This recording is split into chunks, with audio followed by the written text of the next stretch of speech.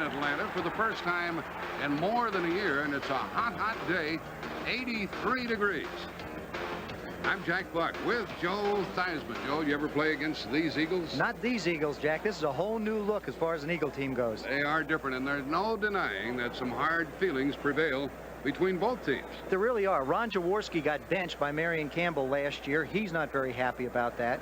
Marion Campbell used to be the head coach of the Eagles. He's not very happy about that. Plus, Joel Williams and Reggie Wilkes were on the Eagle football team, so there's definitely some settlements to be done here. And look at here, the Atlanta Falcons are #1 in offense in the entire National Football League.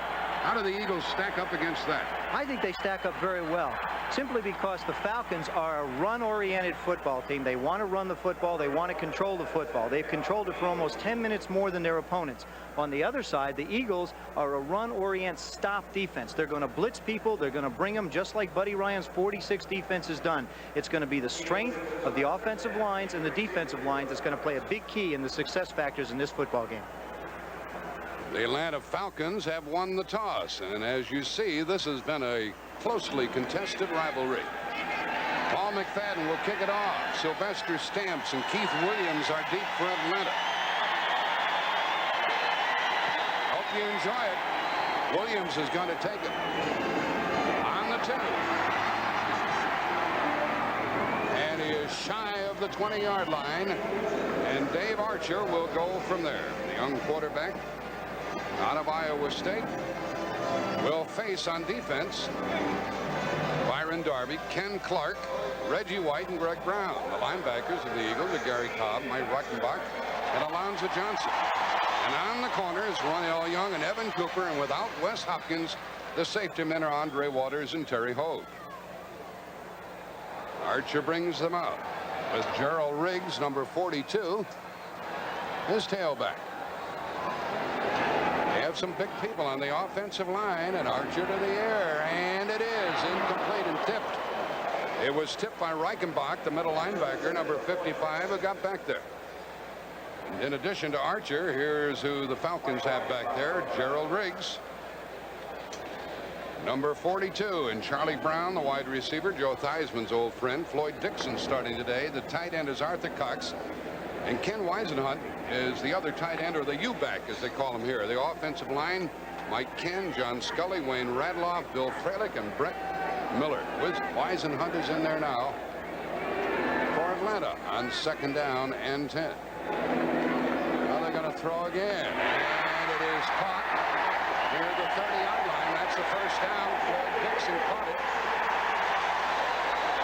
Came out throwing, Joe. No, I'm not surprised. I feel like, you know, you get 8 people up at the line of scrimmage. The basic thing to do is put the football in the air. I think the Falcons are going to have to run as the afternoon goes on, but that doesn't necessarily mean that that's all they're going to do.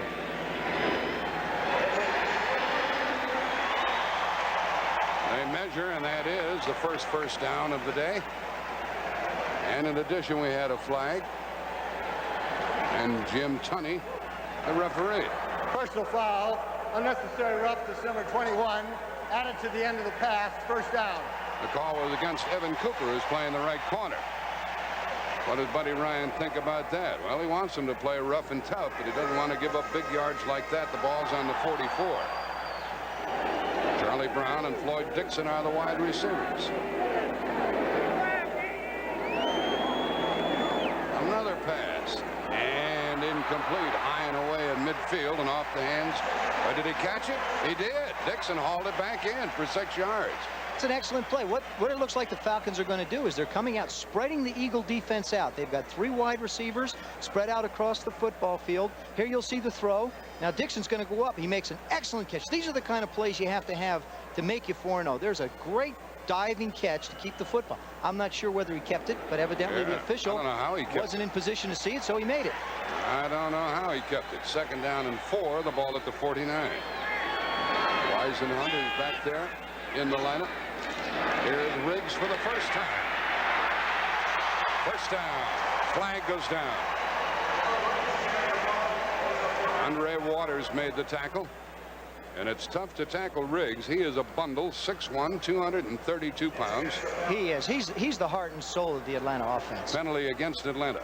Well, he's the heart and soul of that Atlanta offense. Everything is built for Atlanta offensively on the running game. They've got to be able to run the football. Holding offense, number 88, 10 yards, still second down. That's Arthur Cox, the tight end, probably the biggest tight end in pro football at 262 pounds. Yeah, he's no light guy. They come out, we were referring to earlier as far as the running game goes, they'll come out and throw, but they want to establish the run. That's the reason why they've been able to keep the football longer than any of their opponents. Second down as a result of the penalty, 2nd and 14.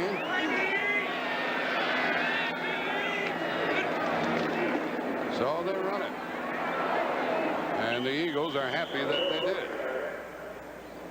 The first few passes that Archer threw, they really didn't ask him to do an awful lot. But now on 3rd down, he'll have to extend himself a bit. Alonzo Johnson made the tackle, number 54. Now he's going to get tested. In talking to the Eagle coaches, what they feel like they're going to have to do is force him. He wants to throw the football in the middle of the football field. They're going to make him find the people that they've got covered one-on-one.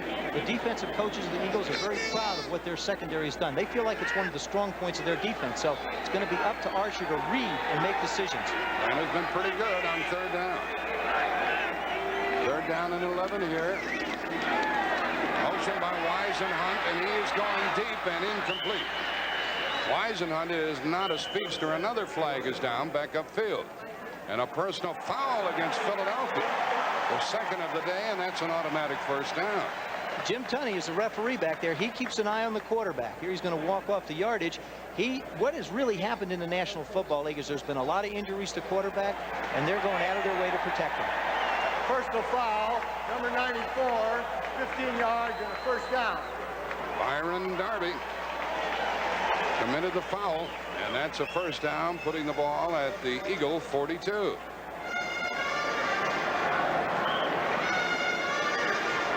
Atlanta's kept the ball since the outset, and we've played for 2 minutes. It's 1st and 10.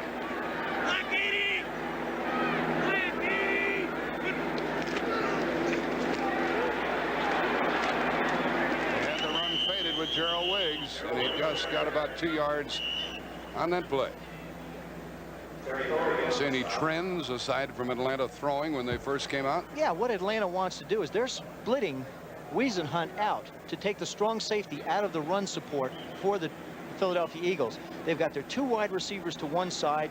Their H-back, as he's called in their system, their halfback tight end type, is split out, and they're making them cover the entire distance of the football field, and they're going to try and let their big people up front control the line of scrimmage. So far, they haven't done it on the run. 2nd and 8 with Brown and Dixon, the wide receivers. Short drop by Archer. Whisenhunt caught it.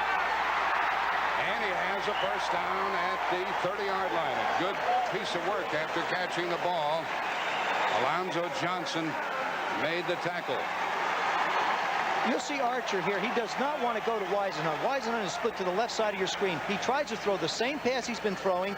This is what has made David Archer a successful quarterback this year. He spins around. Whisenhunt gets to the open seam, works his way upfield, gets himself 10 yards and a 1st down. He's big also, 233 pounds, and he splits out as a wide receiver. He's a flanker. 1st down at the Eagle 30.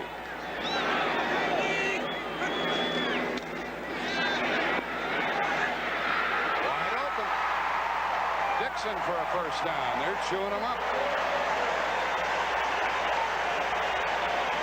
Cooper and Johnson made the hit. Here you see the secondary of the Eagles. Down here on the right of your screen, that's Whisenhunt on the lower part, and that's the strong safety split out. Up top, they run a play-action pass into the line. The secondary gives ground in zone. You see Dixon make his turn up top, right at the left part of your screen, makes the catch. Another completion. That one came off of play action. Now 2 tight ends, Arthur Cox and Ron Middleton for Atlanta at the Eagles 16. High formation with Whisenhunt and Riggs.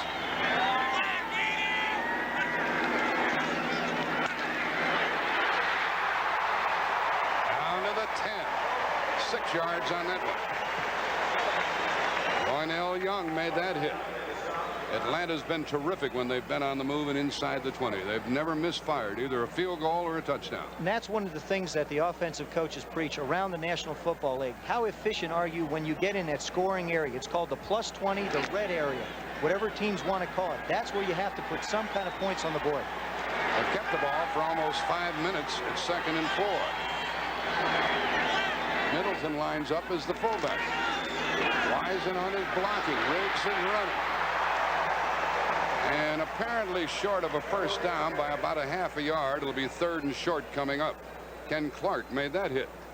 With a lot of big people, Atlanta comes at you with a lot of different looks with Wisenhunt or Middleton or Cox lining up in the backfield. Deception is part of their game. What they try and do is they try and move people around, move people into different places to make you play basic defenses, which really doesn't bother the Eagles. And you'll notice that the Falcons continue to run behind Freilich and Miller on the right side. Now Middleton splits out with Wisenhunt. Riggs alone, setback. And he has stood up, but he got a first down. To the 5, 1st and goal. In the arms of Singletary, number 97, who stopped him initially. Then Riggs kept going. Oh, when you're 6'1", 232 pounds, usually when a linebacker hits you, they're around the same weight as you. You've got driving momentum. You're going to get that opportunity to fall forward and pick up 1 or 2 yards. You know what they're going to do on 1st and goal from the 5 here, Joe? What would you guess? They have William Andrews in the lineup now, number 31. I think he's going to throw the football down here. Andrews lines up with Riggs. Very tight formation. Wisenhunt on a wing. Andrews in motion. And a pass. End zone overthrow. Incomplete. He tried to get it to Middleton, the rookie out of Auburn, but he wanted to make sure also that it was not intercepted. Well, he hesitated just a little bit. Here you'll see Andrews go in motion, comes out of the backfield to the top of your screen, starts in motion. They've been running the ball, makes the fake to Riggs. That'll hold back. you too. It'll hold everybody. Sucks the linebackers up, but now you'll see him. There's just not enough room down there. You've got to get that ball bang bang. It's got to get off quickly, or else you wind up with it out of the end zone. A little too slow, huh? A little bit too quick, too slow a read. Reichenbach was back there covering. Motion by Andrews again. 2nd and goal. Fumble and a scramble for it. The Eagles think they have it, and they do. They took it right away from Archer. Gary Cobb took it right away from Archer. Archer had it, but Cobb is stronger than he is. One of the things that has happened in the National Football League, they're going to let you fight for a fumble. They don't care who lands on it, who has it. They're going to let you fight for it. Here you'll see Archer hesitates. He doesn't quite get the ball planted in Riggs' stomach. Now he dives for the ball. Strong man wins. Eagles football. Joe Theismann, Jack Buck with you from Atlanta. That was the first time all year that the Falcons misfired inside the 20-yard line. It was their 5th fumble of the year. Gary Cobb recovered, and Jaworski starts from the 11. Don't be surprised if he doesn't try and go up top in a hurry here. He has Byers and Haddix in the backfield. Toss to Keith Byers. A flag is down, and Byers with a good run, enough for a first down. About a 13-yard gain, and probably holding against Philadelphia as Wendell Kaysen ran Byers out of bounds. Byers, number 1. Draft pick for the Eagles. Face mask, and so that's against Atlanta. Will add to the first down yardage. We check the defense of Atlanta. They have a 3-man front with Mike Gann, Tony Casillas, the number 2 draft pick in the nation last year, and Rick Bryant. Defense number 75, 5 yards added to the end of the run, first down. That was Casillas with the face mask. Reggie Wilkes, you know that name back there in Philly. Buddy Carey, John Rady, and Joel Williams, another familiar to the Eagles. Bobby Butler, Scott Case, Wendell Kaysen, and Brett Clark are the deep backs. First down at the 19. 29, excuse me.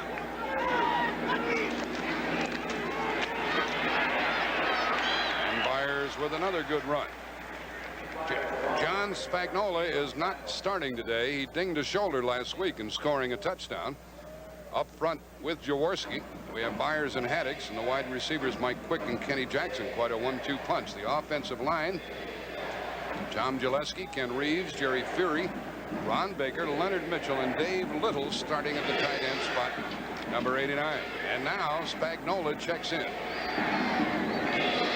Second down, 5 from the 34.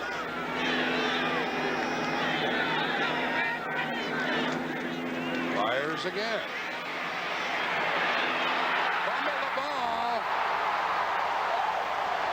And the Eagles get it back. Myers was out in the open field, and Haddock's got it. I don't know how or why he dropped it, but we shall see. Well, he gets it stripped from him by Butler. Here you'll see Jaworski make the pitch. They do a fine job of collapsing the right side of your screen. There's Haddock's leading. Byers makes him. Now here Butler just reaches up, knocks the ball loose, can't quite find it. And Haddock's is very, very alert in following Byers after he made the block and makes the recovery. Buddy Ryan, you know, they talk about him around the league. Ready, fire, aim, they say. He laughs about it. And you saw St. Louis jumps out in front of the Giants and some other early scores. Trudip is in there now defensively for Atlanta on 3rd and 5.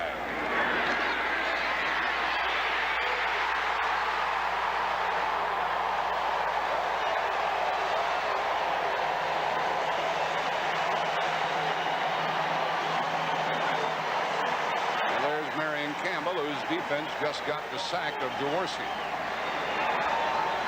Hey, you see Jaworski now. In talking to Ron yesterday, he said it'll give me the first quarter, so I'll find out what Marion's doing. The thing that he won't find out is what's happening with his offensive line. He's got to be protected by his offensive line. I think Marion's going to change coverages back there to make Ron hold the ball a little bit more, which is going to put pressure on the Philadelphia Eagle offensive line to protect him. The Falcons don't blitz much, but they did that time, and Rady got him a high snap, and Telchik kicks it away to Floyd Dixon. Beautiful punt. To the 21-yard line. And good coverage despite the length of the punt. Downfield to run him out of bounds was Charles Crawford. So Atlanta gets the ball for the second time. 55-yard punt, 13-yard return.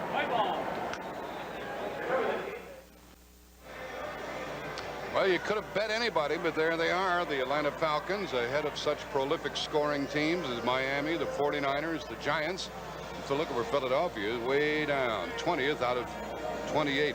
Joe Theismann, most every run we've seen Atlanta utilize today has been in a particular direction. Yes, it has. It's been to the right behind Freilich and Miller, and Cox is set to that side. They come out in the same formation. They split Wiesenhunt down the bottom, put their 2 wide receivers up top. Not much for Riggs that time. Is Philadelphia stacking it against the run and inviting Archer to throw? I think they are. I think they're playing a man-to-man coverage. They're all lined up near the line of scrimmage, and they're going to sit right up tight, right on your nose. You see the Eagles now. Here come the Falcons. They're going to run right.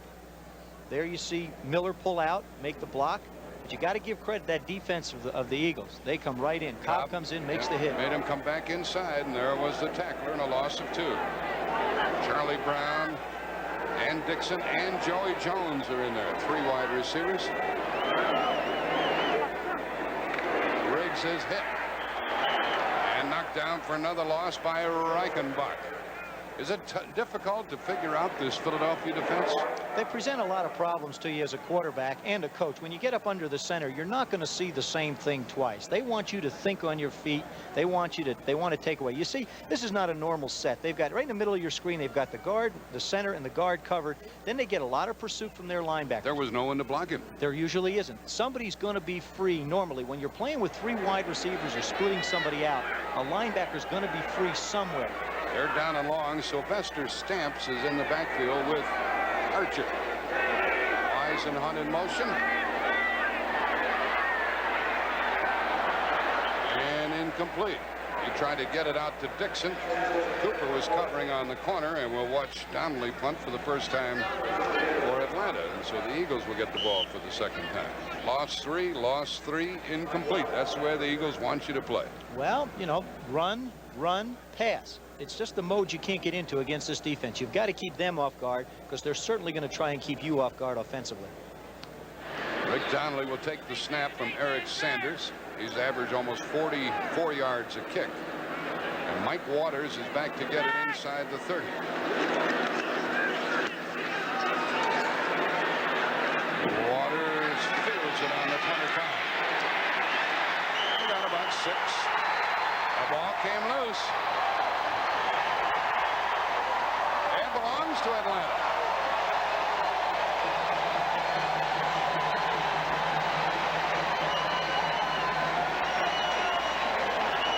You seldom know really who's on these special teams, and now they've changed it and they're going to go back the other way. They're going to say no, it was down, and give it back to the Eagles. That's what's going on the field at the moment. A 46-yard punt, 5-yard return and fumbled, and they might have blown it dead. Replay. And they might take a look at it on the replay. Sylvester Stamps had made the tackle. Let's look at our replay and let's see if he's down. Just right there, Sylvester Stamps makes the hit. You see Waters get up inside. Now there the ball comes loose. It's a fumble. It's on the ground. There's no question. Now it's in the possession of an Atlanta Falcon. Now the ball slips away. I believe the whistle was blown at the time that he was on the ball. Austin. That's right. And I think that for that reason it'll probably wind up as Atlanta's football. It should. It should. Al Zapato is the league official who's going to watch the replay if that's what we're doing here. They are running a replay. The two head coaches, Henning and Buddy Ryan, are sweating it out. It's a funny play again because Waters fumbled it before he hit the ground, and then Austin got it, and then he coughed it up, but we think he was on the ground. What do you say, Jim?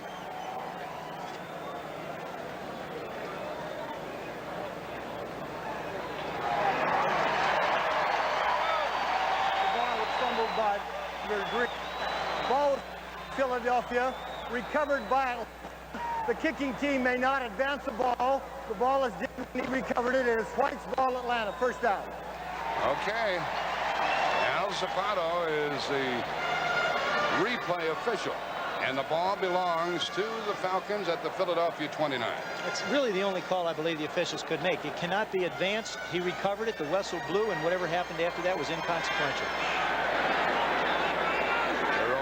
Lines up with Archer.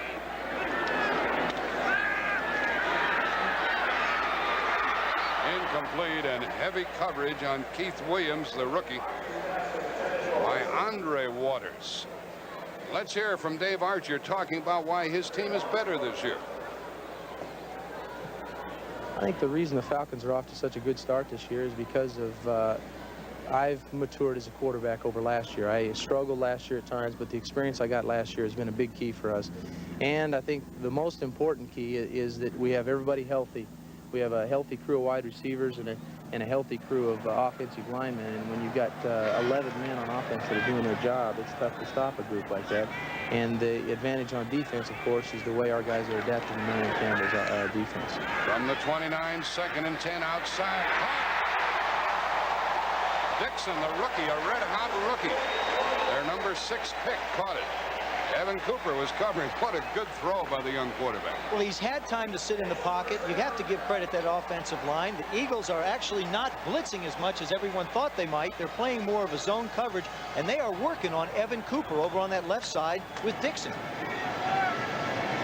And of course, the Eagles are playing without Wes Hopkins, one of the premier players in football. It makes a big difference. You've got one of your secondary people, one of your leaders of the secondary out of there. There's going to be a little bit of a disruptive nature. Out for the year is Hopkins after the knee operation. Stamps is in the backfield. Motion by Charlie Brown. A give to Stamps. And he got 2 or 3. A couple of scores for you elsewhere. The Stamps is a little guy, 175, but he is tough. Kansas City handing it to the Raiders, 10-0 first quarter. And Houston ahead at Detroit, 3-0.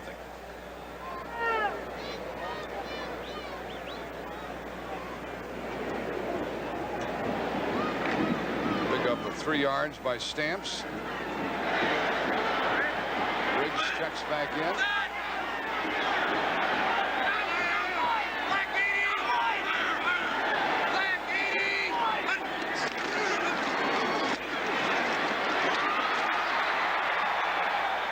Went near the 6. Boy, there's a lot of noise in there, Joe. Boy, they do some popping. I mean, you've got some big people hitting some big people, and when mass hits mass that big, you're going to get some loud sounds. What's all that yelling about down there?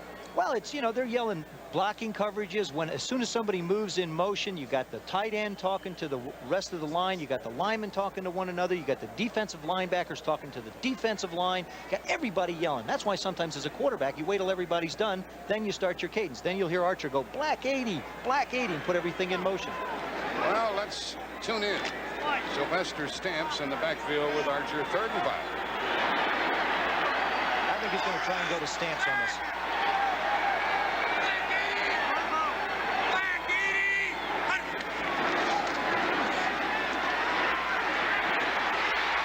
Incomplete at the goal line to Weisenhunt. Andre Waters with very tight coverage, and Buddy Ryan really likes Waters, who is their strong safety. Oh, he's been the man that's made play after play. Last week, he gets a fumble, gets a fumble, I believe, or causes a fumble recovery. Then he makes an interception. He has 3 interceptions for the year. He's just been their big play man in the secondary. Spent a lot of time in the offseason learning this system. It's no surprise that he is as successful as he's been in helping this defense gain some respectability that I think Buddy really wants him to have. Archer holding a 23-yard try from Mick Luckhurst. He's kicked 8 out of 10. Left-footed soccer-style kicker. High snap. Archer got it down. It hit the upright, and it is no good. Well, previously he had missed from 52 and 56 yards, but this was 23, and that's not like him. And we still have goose eggs on the scoreboard. 3:11 left in the first quarter. The Michigan Wolverines, a team of explosive dimensions. But can they control the one-man explosion of Heisman hopeful Lorenzo White next Saturday on CBS Sports? Follow the little brown bouncing ball. Yeah, you try and follow it. Here you see a good snap. Snap's a little bit high, but being a holder, David Archer gets it down very well. Luckhurst just kicks it, and right at the top, just out of your picture, just right up, you just saw it flash on out. Hits the upright and kicks out to the right side. Certainly high enough. It was certainly high enough. I mean, he gets it up there. Got it right out of our picture. Now the Eagles take over their 20, and Spagnola lines up at the tight end.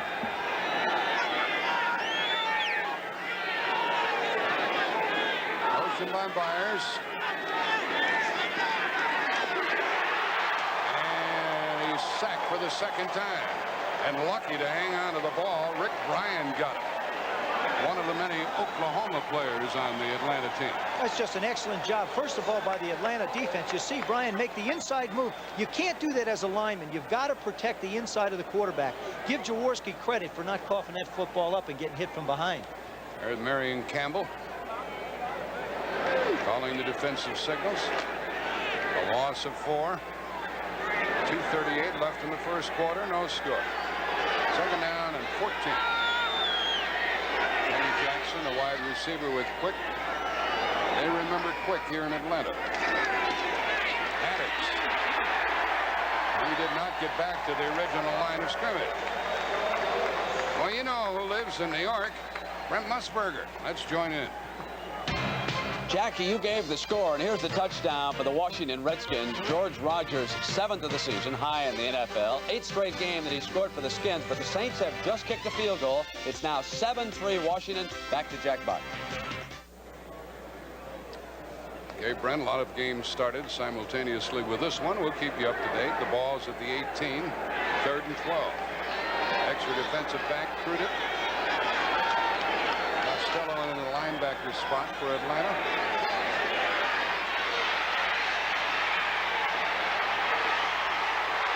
That's a fumble.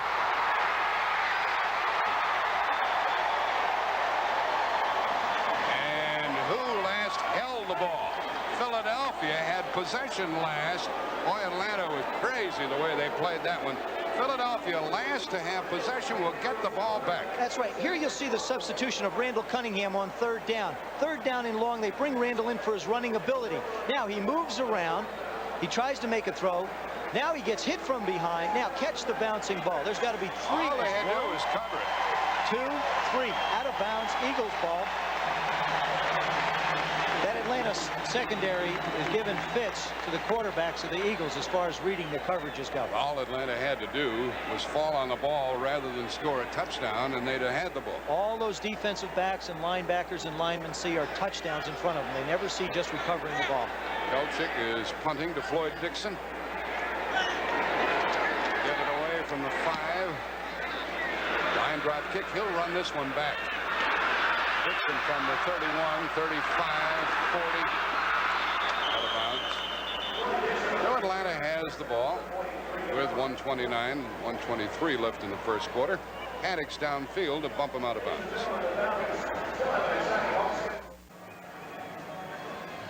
There in your circle is Joe Costello, who caused that fumble. Now, Randall Cunningham, who substituted on 3rd and long for the Eagles to try and make a play, more as a runner than a passer, has to move around in the pocket.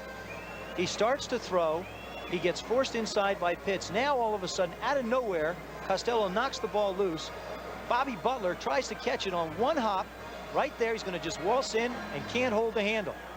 And, of course, it would have been a touchdown. Instead, ball's at the Atlanta 44 after the punt. Give to Riggs. Joe Theismann has the impression that Atlanta will be unable to run against this defense. I don't believe that they're going to make a living this afternoon running the football. If they're going to beat them and they have any chance of beating the Eagles, they're going to have to put the football in the air. Now, the Eagles are going to have to rely, as they have with that pressure defense, to get pressure on Archer. So far, they have not. He's been able to throw the football. And I think running left, purely the reason why the Falcons did it is something different. I don't think they can make a living doing that either. Riggs has carried 9 times for 16 yards, 2nd and 9.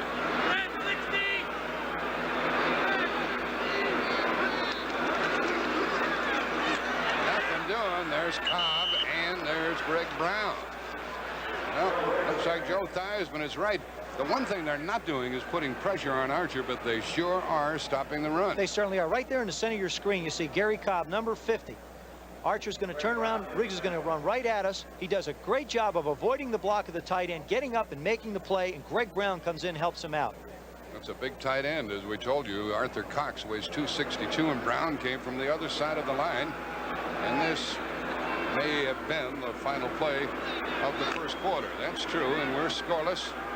And when we come back, it'll be 3rd and 10 at their own 44. We've seen the tough defense that we thought we would see.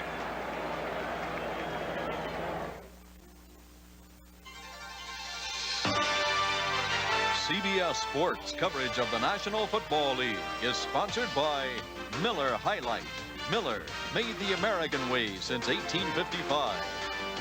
Mitsubishi Motors. Experience the sensation of the full line of new cars and trucks from Mitsubishi. And by the investment firm of Smith Barney. They make money the old-fashioned way. They earn it.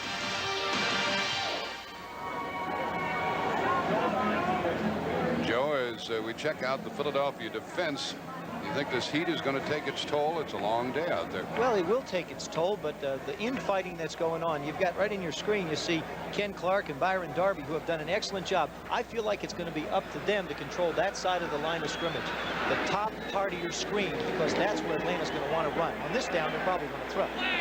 3rd and 10. Andrews in the backfield. Incomplete. Intended for Anthony Allen, and time for Atlanta to punt. Now, Atlanta has misfired twice. Once on a fumble inside the 20, the other time on a field goal of 23 yards. The first quarter, they had 7 first downs. The Eagles had only 1.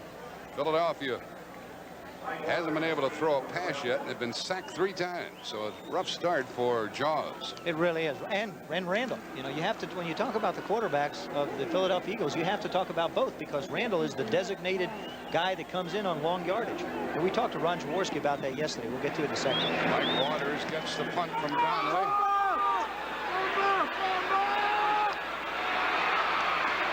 He fumbled earlier. He hung on to it this time, and the Eagles start from inside their 20-yard line. Downfield was Sanders. It's been a tough go for the Eagles. They are 1-3, but look at the opponents they've had. Washington, then the Bears, who were undefeated, then Denver, they were undefeated, then the Rams. They knocked off the Rams, and they're living off of that this afternoon. Yes, they are. Their opponents are 19-1. I mean, it's a heck of a start for a new coach and basically a new football team. But like anything else, you have to line up and you have to play in this league. Ball at the Philadelphia 19. Myers and Haddix. Nola becomes a wingback and goes in motion. Myers with good yards. You know, the center, Jerry Fury, who is from Philadelphia, when asked about Casillas yesterday by Joe and me, said, I've seen other centers push him around. He didn't really seem to over-impress, did he? No, he really didn't. You know, you're talking about the #2 pick in the National Football League. Of course, it's what Atlanta has really hinged their 3-4 defense against. You have to have a great nose tackle. The one point he made, which is very interesting, is he's young. And I think that's a very good point to be made. He's a young guy. He's still got to learn what it's like to fight in the pits. Ron Johnson checks in with Kenny Jackson and Mike Quick. Byers is out on second down.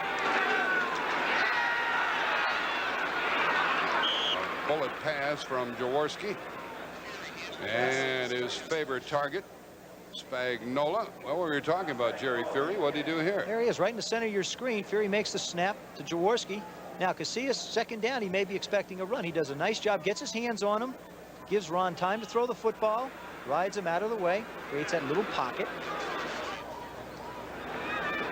Third down and 2. Fury has a problem whenever the Eagles play at home trying to come up with enough tickets. Now, Philadelphia has not been as good as Atlanta on third down. And it's third and a long one.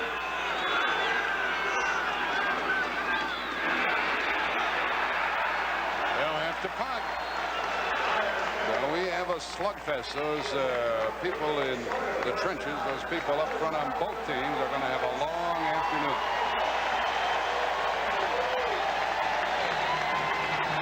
Got to give credit to the Atlanta defense. In particular, somebody who has a debt to settle in this game. That was Reggie Wilkes that made the hit on that play and stopped Byers from that first down. And he talked about how he feels about not being an Eagle. He's happy to be with Marion Campbell. The punter is Telchik. Floyd Dixon is inside his 35.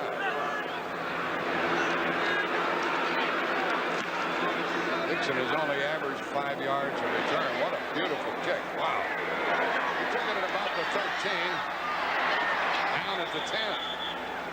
And downfield was Tatalatasi to make the coverage. He can run for a big guy, and Atlanta's back at their 10-yard line. 57-yard punt.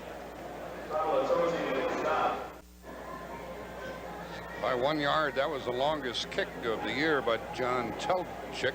You know what Rookie out of Texas. He gets everything to turn. As he hits it up, he gets it to make that turn. Instead of dying like this, he gets everything to turn. Get the nose over. And the hang time was 4.9 seconds. That's like a week if you're standing underneath it waiting for it to come down. And Tatalatasi got downfield to cover, and that's unusual too for such a long punt, except for that hang time. That's the one thing that happens on long punts. Usually they can break them for big returns. They haven't yet. Now from the 10.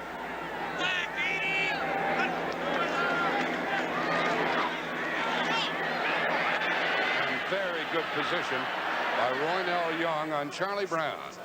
He says, not today, Charlie Brown. Atlanta had the ball a good part of that first quarter, and they've held on to the ball most of the time during all of their games. Now, this season, they've held the ball like 10 minutes more. There you see the numbers, 35-20 to 24. They've run more plays and scored more points. And people say, well, what does that have to do with the game? It's very simple. If you keep the other team's offense off the field, they're not going to score. The other thing is what it allows you to do. It allows you to run more plays. Atlanta has run an average of 19 plays more than their opponents in the first 4 games. 3 wide receivers.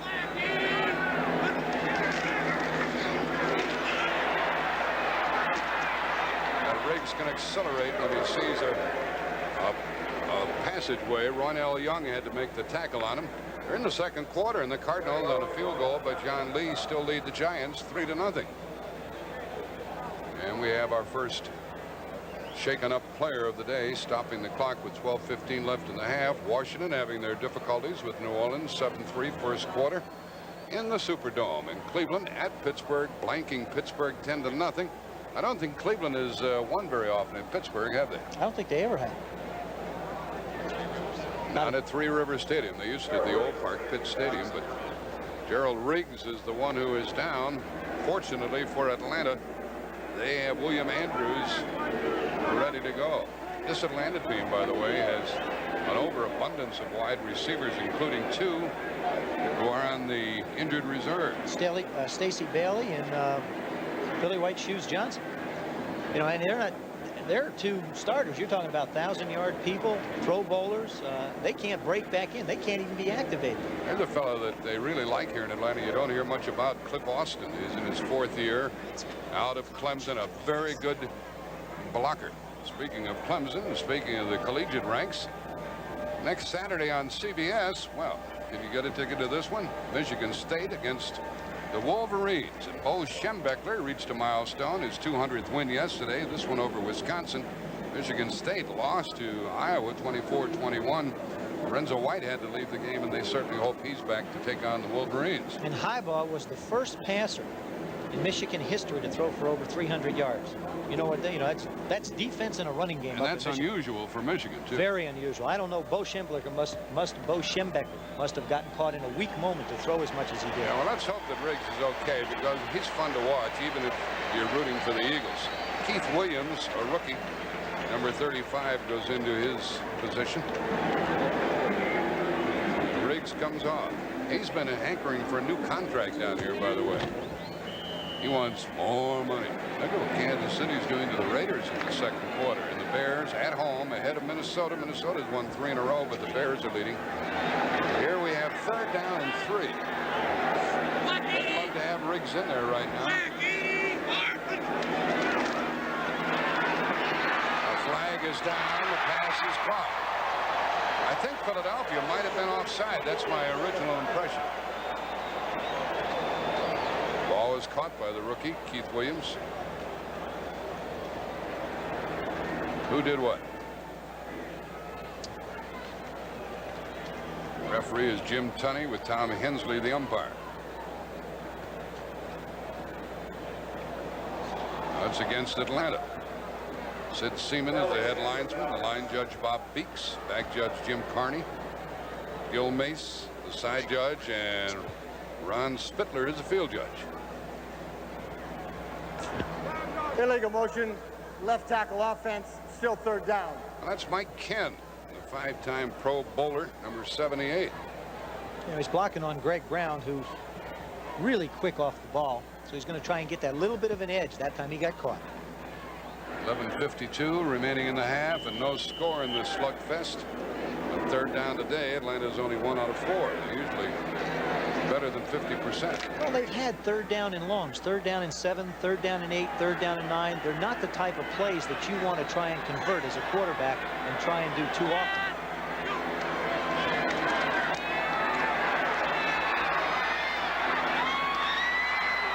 Hunt was covered by Cobb, and he took him down one-on-one. They'll have to punt. And let's go back to Brent Musburger, New York. Well, Jack, the Chicago Bears are on the board against Minnesota. Jim McMahon's best pass of the day, a 50-yarder.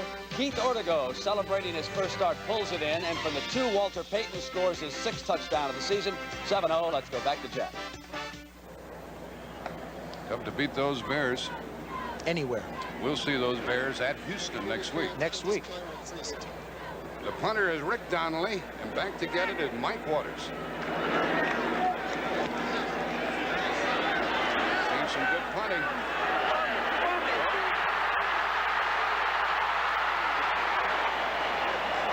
It's a wild day. That's the 2nd one that Waters has dropped. And Giles, the linebacker, recovered it. The Eagles have the ball. It's tougher than it seems to be, folks.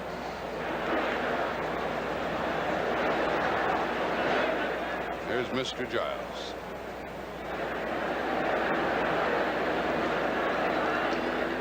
The Michigan Wolverines, a team of explosive dimensions. But can they control the one-man explosion of Heisman hopeful Lorenzo White next Saturday on CBS Sports?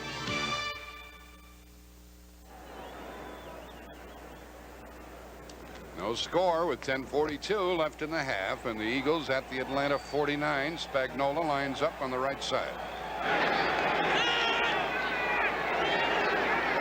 Maddox is on a wing. Blocking for Byers on a delay. Got outside, didn't it? Byers weighs 230, but he turned the corner. Picked up big yards for the Eagles. Yeah, he's running behind Baker and Mitchell on that right side. You know, Byers the thing about Keith Byers is when you look at him, this is the 5th game of the season, but really up until this week, he has only practiced 12 days with the football team. He's been hurt, and he's been in rehabilitation. He didn't have a chance to work during the preseason much, and he's just now starting to feel more comfortable. He's only had 12 practices. And he's to the sideline on 2nd and 1. It's a good gambling down. Quick is to the right. Ron Johnson is in. Gambling down it is, and a first down to the Atlanta 30, taken down by Kenny Jackson, his 10th catch of the year. You talk about gambling. You don't have to try and go for a touchdown on 2nd down and 1. Just the simple fact that you throw the football keeps the defense on an edge, and that's exactly what you want to do as an offensive team. You want to constantly make the defense question whether you're going to run or pass. They tell us that Gerald Riggs was struck in the head. He's a little bit dizzy. We do not know whether he'll come back. Byers is back for the Eagles at the 29.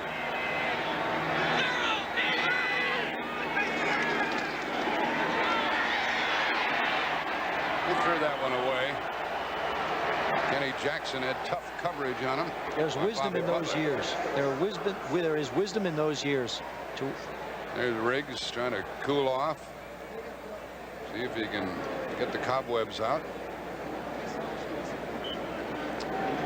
What do you think of Philadelphia and the way they've approached this game, calling plays? I think they've approached it the way they felt comfortable last week. Last week, for example, against the Rams, who basically play a 3-4 zone defense, which is what Atlanta plays, will try and run the football. They want to control the football. They realize the potency of Atlanta's offense, and they want to keep them off the field. 2nd down, 10.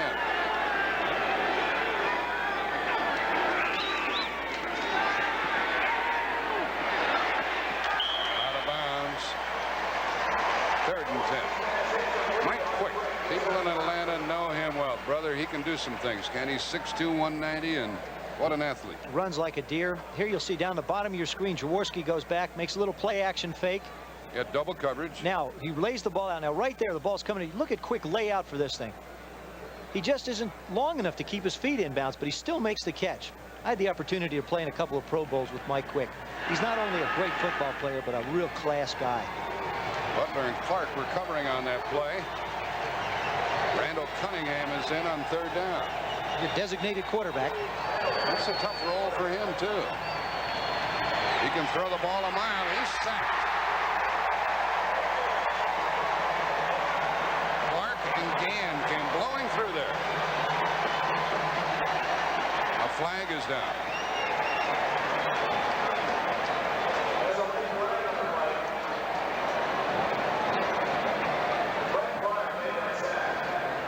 Brett Clark, free safety man, got the sack. It's the 4th time the Eagle quarterback has been sacked. They tell the players, stay out of this. We're confused enough without you guys coming. Well, you know, as players, we want to find out what, if you can get a word in edgewise, maybe you can help change the discussion. Personal foul. Now that might be tacked on to the end of the play.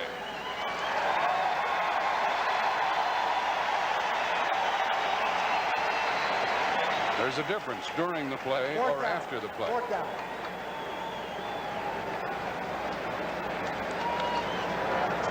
Personal foul, number 26, offense. During the dead ball, it'll be 4th down. 4th. Yeah, it was a dead ball foul, so it's tacked on to the end of the play and makes it 4th down. And really, that doesn't hurt Philadelphia too much. It gives Telchik a little more punting room. 4th down.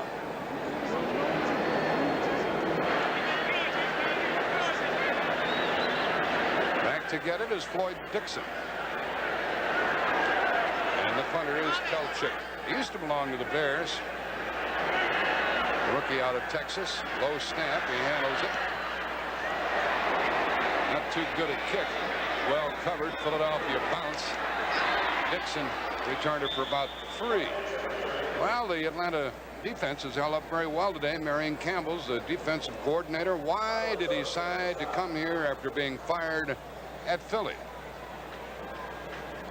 The real reason I came back, though, is I had to look at it professionally and be a football coach and to see what I could do the best job with. And the people here allowed me, Dan, to bring my coaches from Philadelphia. And I don't think I could have got that done any other place. And I'm happy that I could do that, and because I could spend time coaching players and not coaching coaches, and that would have taken an awful lot of time. And I think it would put me way months behind here. So that was a big plus. And sometimes the coaches have to learn the new system, but not in this case. From the 13.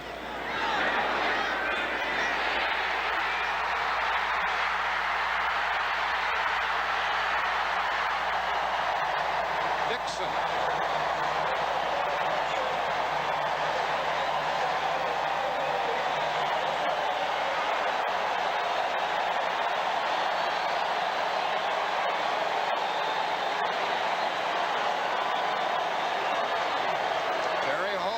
The rookie out of bounds at the 26-yard line, the first big play of the day. It is. It's not that they haven't tried this play before.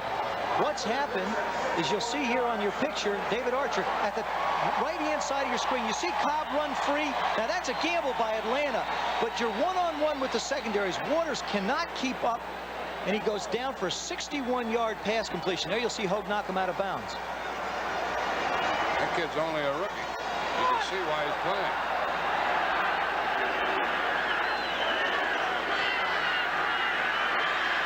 Batted down.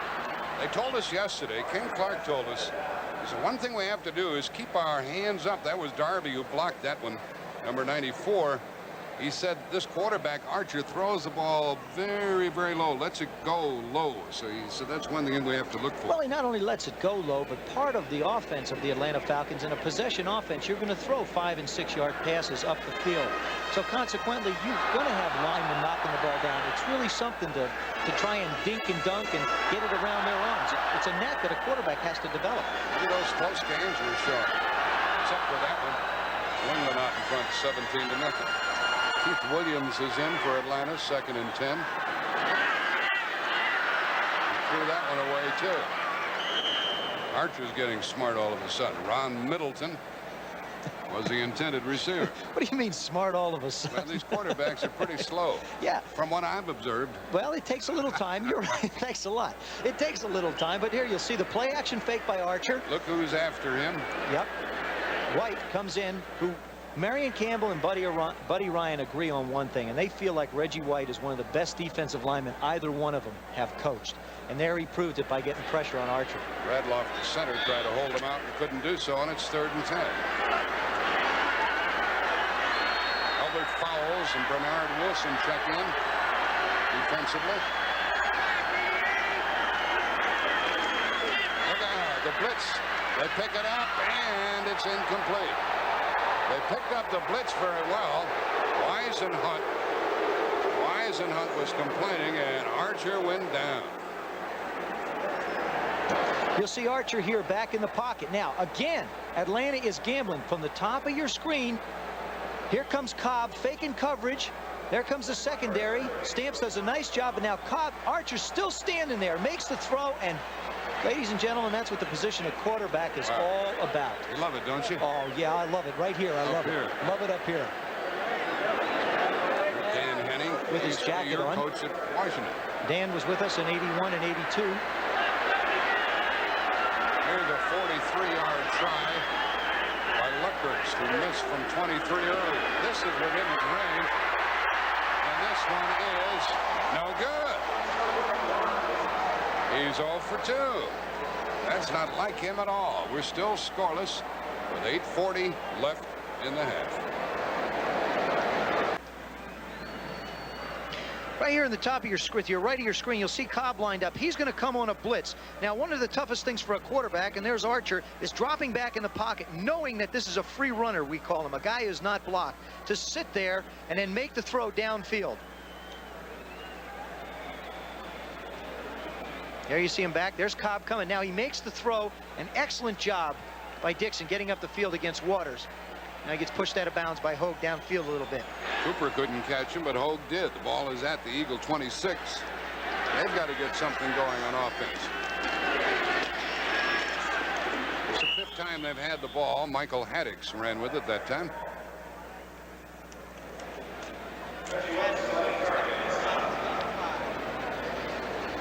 Look what Atlanta's been doing on first down, and they're still scoreless. Well, you know, you just can't keep giving up opportunities to score, especially against a good football team. And I think the Eagles are a good football team. They're continuing to get better and better. They're going to give them a breath of air and create a problem for themselves this afternoon. They've had some opportunities and have not been able to capitalize on them. 13th year for Ron Jaworski. 2nd and 6. And the ball came loose. Or was he down? I think he was down. He was, and a loss of the play, a loss on the play. Reggie Wilkes was there covering, number 51. He looks a little different in that uniform to you folks back in Philly, doesn't he? I had a chance to be down on the field before the game with Reggie, talking to him about how his feelings are. I think his heart is still in Philadelphia. He has a lot of friends up there. He visited with a lot of the Eagles as they came out. This is a very big football game for him emotionally. Kenny Johnson checks in. Joe Costello defensively for the home team. 3rd and 5. The right tackle moves. Make it 3rd and 10. Costello bluffed a break for the line, and Leonard Mitchell moves. When he moves, everybody sees him. You're not going to hide when you're that big. 6'7", 295 pounds. There's nowhere to hide out anywhere. I don't care whether you're on a football field or in a building. You're not going to be able to hide when you're that big. It's been mistakes that have hurt the Eagles more than anything, and I don't think Buddy Ryan can be very happy about that. His defense has done a pretty good job. The Falcons have not scored, although they've been close. His offense has not been able to generate. You know, we talk about 2.8 on 1st and 10. You just can't do that and try and stay in a ball game for 60 minutes. Latasi is in there for the Eagles.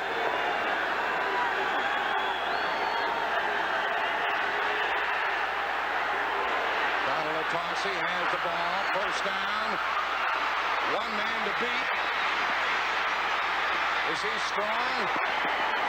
What a big pass and run. Kenny Johnson finally finished it off. What a dandy play by that kid, a rookie out of Washington State. He did a similar thing last week before the half. You'll see him right here at the left of your screen is Latasi. Now, Ron Jaworski, Costello's coming free at him. Again, great job by Jaworski just getting the ball off. Latasi makes a miss, starts upfield. There he goes up the sideline. 56 yards later, he'll make a move inside, try and get behind Quick's block. Makes an adjustment. Does a great job of running with the football after he's downfield. Yeah, that's one for the Philadelphia highlight film. The ball goes to the Atlanta 18. And the Eagles are their first real threat. And a run to the 15 by Haddix. Did we make enough, Joe, of the rush by Costello and the throw over him? Oh, I think it was a great job by Jaworski. We saw earlier the Atlanta Falcons bring Cobb from the outside and Archer sit in and make a big play, the 61-yarder. Now you see Jaworski with somebody breathing right down his throat, sit right in there and make the throw. Both of these quarterbacks are really in charge of what's going on. Forget what's coming at them. They're going to make completions. 2nd down and 6. Myers and Haddix. Spagnola on the right side.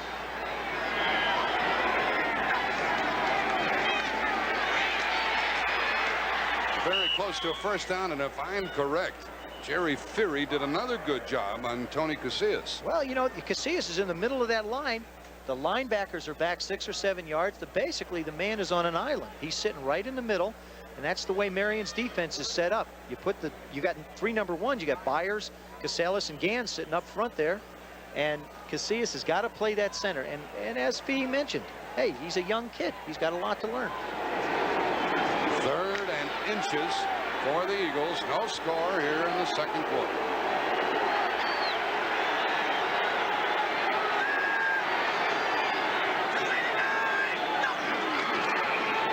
First down by Jaworski. So the kid from Lackawanna makes it a 1st down and goal to go. He's their big back.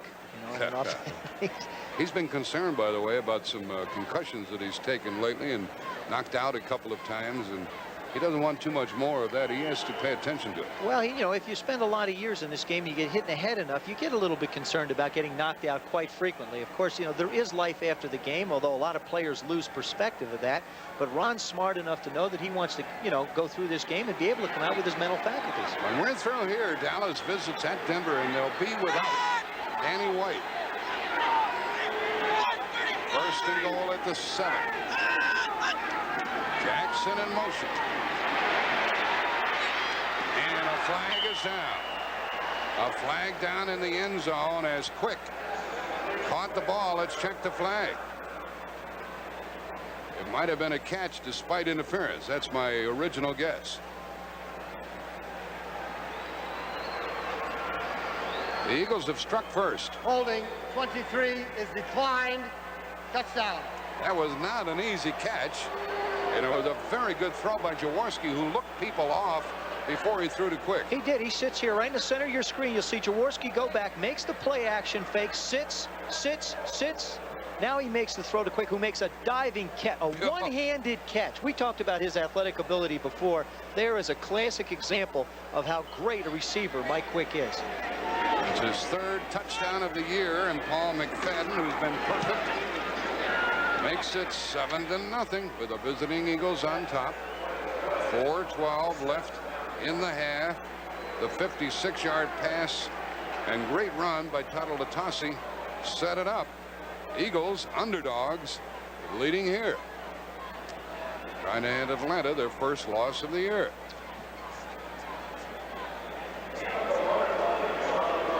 Let's watch that touchdown run again, or touchdown pass again. There you see Jaworski make the fake. Quick tries to go inside. Butler's got in. Now Ron zips it right out. That's what it looks like to a wide receiver coming on out. And he gets one hand out and brings it in and makes the catch. That was a dandy. That was a dandy. The third touchdown pass of the year for Quick, who continues to murder Atlanta. And you know, the one thing about the Atlanta Falcons, we talk about Marion Campbell, and his philosophy is basically a zone defensive philosophy. That means that you're going to drop 8 people back in coverage and just rush 3. But when you get down inside what we'll call the red area, that plus 20 closer to the goal line, they match up man-to-man. Now the Falcons in past have played some man-to-man coverage, and it's not been the most productive part of their defensive philosophy. So they've got to try and keep the teams this afternoon, the Eagles, out of the red area. Marion Campbell should have brought Quick down here with him too. Well, Paul McFadden, barefoot boy with cheek, will kick it off to Sylvester Stamps or Keith Williams. Now Atlanta's missed 2 field goals and had a fumble in close. Suddenly they find themselves trailing. Rather patient Eagle team, right? yes. Watch this guy. Oh, man. He got decked at the 26-yard line. What a strong tackle by Hogue, the defensive back. I thought it was the lineman who hit him. And Little, too, the tight end. He contributes. You know, when 2 guys hit you, and you're as quick as this little guy, you get moving real fast. You're going to go down in a hurry as well. Let's check the schedule for Atlanta coming up, man. It couldn't be much tougher than it is. They play the Rams, 49ers, then the Rams again, then New England, the Jets, Chicago, and then Miami. And of course, you can't forget the Eagles. Oh, yeah, they've got to win this one first. And they may not. Ball at the 26. It's Cliff Austin. Austin with a good run. He is to the 30, but he is no Gerald Riggs. In fact, Riggs has got to be one of the top 5 running backs in the league. Oh, he is. You know, he's so big, he's so strong, and he makes things happen. Again, I think Atlanta is not going to, they're not going to get excited. They have moved the football up and down the field. How many yards do they want on a first down run? 4 to 5 yards, and then it keeps them in a, if nothing happens on this down, then you wind up with a 3rd and 6, which is convertible. Charlie Brown in the lineup. He's off to the right.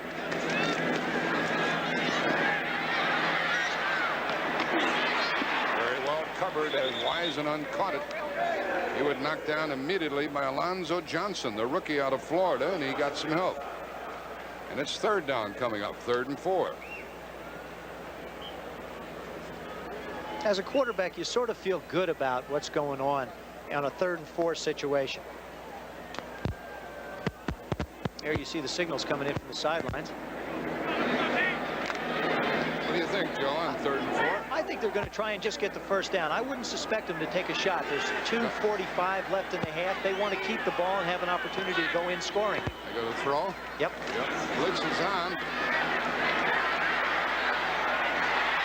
First down. Charlie Brown caught it. And Brown gets up swinging. The official jumps in there. Tackled by Evan Cooper. Brown doesn't mind catching the ball in traffic, does he? I'll tell you, I played with Charlie Brown for a number of years in Washington. 2,000 of the yards that I've thrown were responsible by Charlie Brown. He's made some of the greatest catches that I've ever seen. Well, he made a lot of money for you. He did very well. One of the rings I'm wearing, I was responsible. He got one in the Super Bowl. And he's a big play receiver. He's the guy that Atlanta will look to make the plays and the third downs that they need. Now William Andrews and Cliff Austin are the setbacks. They're both fullback types. Good block by Andrews and a big run by Austin.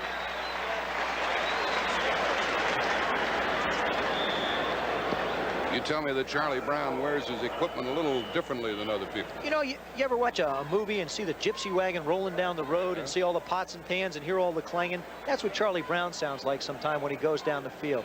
He just shakes a lot with those loose pads, and you'd swear a wagon's coming at you. We have the 2-minute warning. 2nd and 2, Atlanta. There's Coach Henning. You know, as a coach and a quarterback in charge of an offense, you have a tendency sometimes to dwell on what might have happened. They blew 3 scoring opportunities when they had the football. But what he can't do and his team can't do is look back and say, gee, what if we'd have scored? He has to deal with what's happening now. It's 1st and 10 on the 48-yard line. 2nd down, 1.5 yards. And a pass.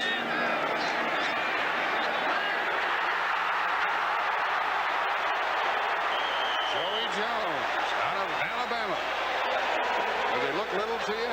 He is. 5'8", 165.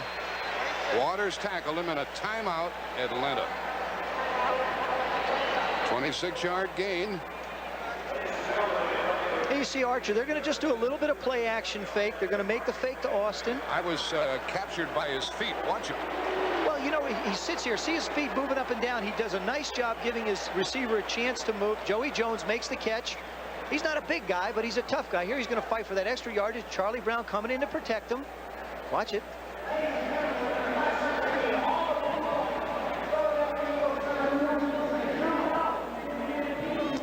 You know, Jack, one thing that a lot of people aren't aware of is this stadium is completely closed, and it's like a little bit of a sauna down on that football field.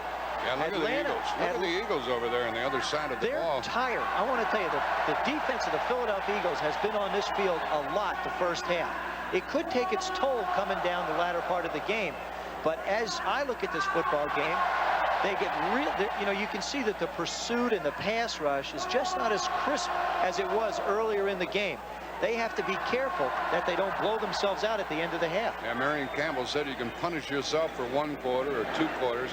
At halftime, Brent Musburger will be joined by an old friend of you folks over there in Philadelphia, Dick Vermeil, with scores and highlights, and a feature about Herschel Walker, and he'll be on display. Dallas at Denver here on CBS when this game is over. First down at the 26 of the Eagles. Eagles lead 7-0. Austin taken down by Greg Brown. And a loss on the play. Eagles are really stuffing the run, aren't they? Well, they are. They came up. They were bringing everybody that time. And you try and run a delay. You've got linemen pulling. You've got the back making a delay. It's just not going to work for you against a blitzing defense. And a hurry-up offense. Incomplete. Dixon coughed it up. I mean, Cooper said, you ain't going to hang on to that one. Not only that, but Archer's got to put the football out there with a little zip on it. He dropped back and sort of put the ball up in the air. And you know, you can't do that to a wide receiver. You got to fire it out there. Make sure he gets a chance to make a move. You saw a simultaneous hit. They come back to the huddle and they say, excuse me, could you put it out there just a little quicker? Cooper weighs 185 and he packs a wallop, and that's the trademark of this Eagle team. It's 3rd and 14. Let's tune in to Archer.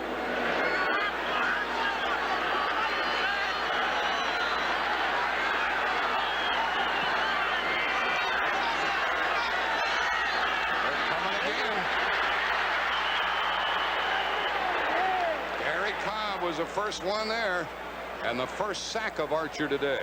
Oh, and a big sack by that front. Charlie Brown got off the line of scrimmage. Scott clean. And if Archer had time, he was clean. Cleaner than a hospital sheet. Cleaner than a hospital sheet. He got off the football cleaner than a hospital sheet. And if Archer had time, he probably would have had a completion down the field. As it turns out, big pressure by the Eagle front. That takes him out of field goal range, too. Even though Luckhurst has missed 2, that was within his range. And now it is 4th down with less than a minute. I'm surprised the Eagles don't call timeout.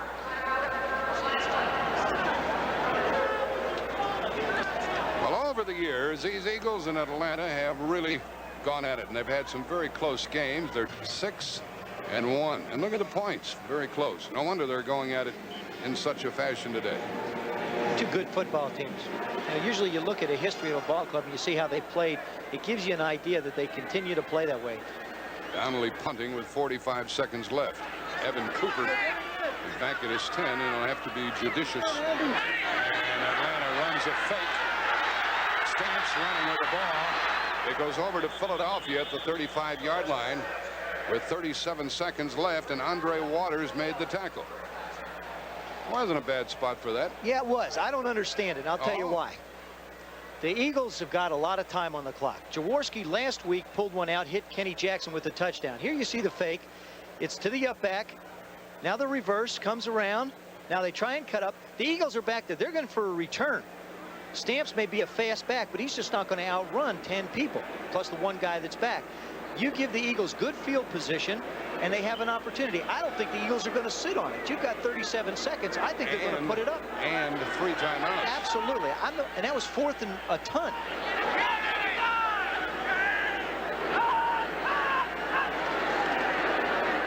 Three-man rush. Incomplete. Haddix had to go off his fingertips. He knew that with a 3-man rush, Haddix knew that he was going to get popped. Stops the clock with 32 seconds left. Not a bad throw by Jaworski. There's Marion Campbell. He's gone into a 3-man rush trying to prevent further scoring. I think they're going to lay back. If they want to get into field position, he's going to have to hit a 15, 18-yard pass. Even if you throw an in ball, you know, a pass to the inside of the field, you're going to be able to call timeout. 2nd and 10. 3-man rush. That's what you're talking about. Caught by Johnson. And a timeout will be called by Philadelphia. They've already called timeout. So, Joe Theismann, you were right about that trick play. They're going to get burned now. Well, the game is a percentage game. If you're down by 7 points, you go in at the half by 7 points, you regroup, you've had opportunities to score, you make the play. Here, Atlanta's in a zone. There's Johnson going to sit right in this big hole in the middle of the field. Jaworski does a nice job. Now the defender slips on the baseball diamond, which is not easy to get footing on. We saw Tuttalatasi make somebody miss on the infield and get that 56-yard gain. Now you see Johnson with a 36-yard gain. And so long as reception of his career, he's not quite as big as Harold Carmichael, but Carmichael, one of the Eagle favorites over the years, going to have his record broken tomorrow night. Could well have it broken tomorrow night. That's right. Steve Largent of Seattle. They go up against San Diego, I believe. 4 consecutive games with a pass caught. There's Buddy Ryan already leading 7-0. You know, having a chance to visit with him yesterday, I got the feeling that no matter what Buddy Ryan did, it was going to be successful, or he was in some way going to make it successful. An extremely positive attitude person. How did Johnson get so free against that defense? It's a zone. You have your linebackers at a certain depth. You have your deep secondary at another depth. There is a soft area in the zone, which is about 10, 12 yards. The guy runs down, sits in it, and bang, you wind up with that kind of a completion. Tuttalatasi lines up in the backfield. Ball at the 26. Pressure, and it is incomplete in the end zone. Quick try to get over the defender, Scott Case. Case used to be a safety man. He's playing on the corner now. And we'll watch the tail end of that play. I'll guarantee you, Jaworski wishes he had this one back. There's Quick with one-on-one down the middle of the field. No back help. Look at Quick. Case does an excellent job of keeping Quick away from the ball. I'll guarantee you, you're not going to get that as a quarterback. There you see him again make the play. Both of the safety people were out. You've got Mike Quick one-on-one with somebody. Couldn't ask for a better situation. Was there any offensive interference there? No, I think they were both going for the ball. 2nd down and 10.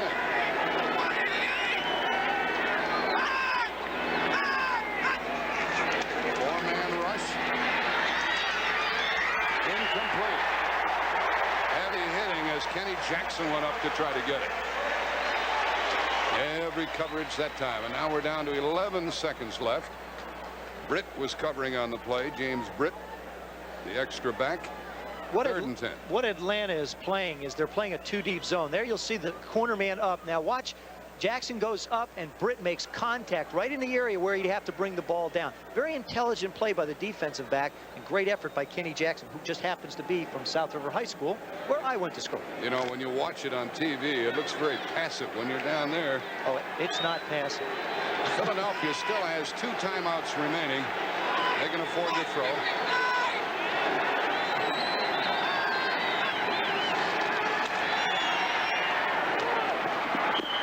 And now they have 6 seconds remaining and a first down as Ron Johnson caught it. Well, that fake may have cost the Falcons some points. Bobby Butler covering. Bring the field goal team on with 6 seconds left in the half. That was a 13-yard pickup to Johnson. Ball to the 13. Paul McFadden is 3 out of 3 this year. This is a 31-yard try.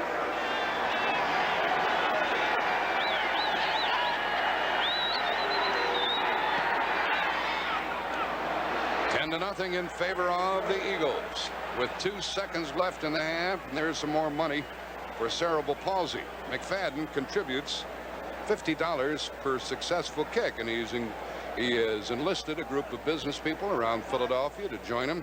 He figures to raise about $2,000 a field goal, Joe. Isn't that great? I think it's wonderful. He's, you know, as professional athletes, we have an opportunity to take a lot from the public. And here's a young man who wants to give something back, and I think it speaks very highly of this young man to want to offer not only his ability as an athlete to contribute to, but also, you know, go see kids and things like that. And that's not uncommon in the National Football League, by the way. Dallas plays at Denver later today. They're without Danny White, but it'll be a dandy nonetheless. You can bet on that. You'll see it as soon as we're through here. The Cowboys aren't quite the football team that everyone expects them to be, or they have been, without Danny White as their quarterback. And of course, John Elway, he's the man that everybody's talking about, particularly in Denver. The Eagles went 5 plays, covered 52 yards, and got that 31-yard field goal by McFadden. Now Keith Williams is back deep with Sylvester Stamps. As soon as the ball is touched, the clock will start. 2 seconds left. Might see a split kick. That's what we have, and it is touched. The half is over. Stamps running with it. And the Eagles have a 10-0 lead at the half. There are no flags. The half is over. The sun has disappeared for a while, and the players appreciate that. Kranick went downfield to make the tackle, and Buddy Ryan, trying to win his 2nd game of the year, is in great shape. He had an 8-yard touchdown pass to Quick. 31-yard field goal by McFadden.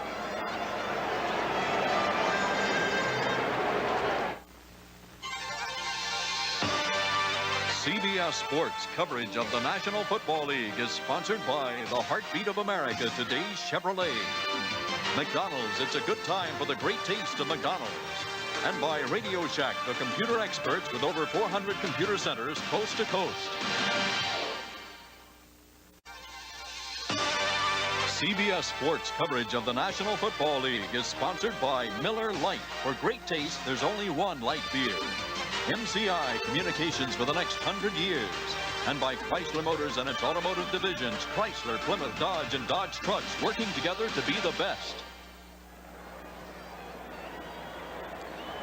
There are some unhappy people down here in Dixie, with the Eagles scoring all of their points in the 2nd quarter, leading by the score of 10-0, and Joe Theismann, you have the #1 offensive team in the National Football League shut out in the first half. Why?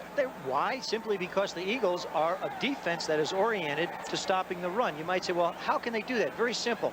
You blitz for 2 reasons. You blitz to either put pressure on the quarterback or you blitz to stop the run. And that's what the Eagles have done. They realize the potency of the Atlanta Falcon offense. They realize that they want to control the ball. Here you take a look at what they've averaged per game this year. 217 yards today. Got to remember that Gerald Riggs had to duck out of the game. They still have an excellent back in Cliff Austin. Now this was right after a big pass play to Joey Jones. What happened to this run by Austin? You see from the right of your screen, you'll see both linebackers coming in. Oops, there we go. Right up here on the right of your screen, you see both linebackers will fire across the line of scrimmage. Austin will make a fake and start to go this way, and there's going to be all kinds of penetration. He's going to wind up being tackled back here for a 4-yard loss. This is the way the defense works right there. There he makes the cut. So he should have been throwing on that down. You would in that situation. You got 1 minute and 30-some seconds to go in the half. It's still an excellent defensive play, whether you're throwing or running, but it sets you back an awful lot. If you're going to come out 1st and 10 on the 23, now you're 2nd down and 14 on the 27. Psychologically, it's tough to overcome. What happened to carry that sequence a little further, they missed the opportunity to score. Philadelphia has scored. Atlanta has not. They missed a 23-yard field goal. Then they missed from 43 yards, and then they fumbled. That's exactly right. There. 2.5 minutes left in the intermission. Look what went on in the field. I don't think they wanted to be in the locker room and hear what was being said. In all the years in football, even with kickers that I've been with, I've never seen them come out and spend time actually on the field kicking. They usually will kick on the sidelines a little bit more. There you see Luckhurst and Donnelly out practicing what they do, punting and kicking. I really think they didn't want to hear what was going on in the locker room. Well, they've got the crowd still in their favor. Philadelphia will catch this second half kickoff. And there's Jaworski. Philadelphia with Cunningham playing a few downs was 6 out of 11 with no interceptions. And by the way, Jaworski was 0 for 64 on interceptions coming in. Each team turned it over 1 time. Connell Atossi is going to be deep, along with Charles Crawford. Couple of rookies back there. And Luckhurst, the only Britisher in the National Football League, will kick it off. They still got the crowd with them, so we'll see what happens. Referee is Jim Tunney. This place is bedlam.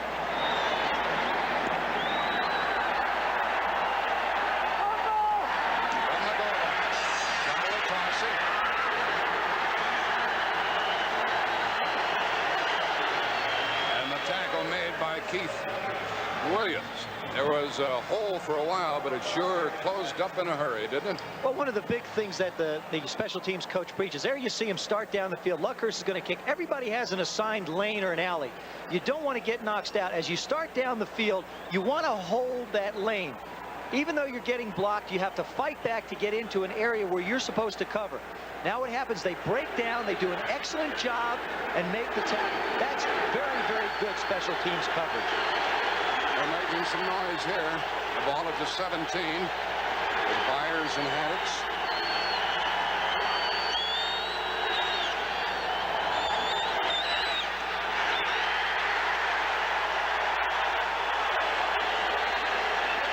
They played the run and got the run, and Mike Gann out of Notre Dame, number 65, made the hit. The 3 men up front are Gann, Casillas, and Bryant. Philadelphia has been outscored in the second half this year, and Atlanta has been terrific in the second half. Boy, they just shut people down. They haven't all 4 previous games. I'll guarantee you that's one of the points that Buddy Ryan probably made at halftime, is that we've got to play a good second half. Nola is lined up on the right side. Fake toss and a good run. And a good run by Jaworski. Did you see that niftiness of Jaworski? But you know who was after him? Wilkes. Well, listen, that'll make you nifty no matter what.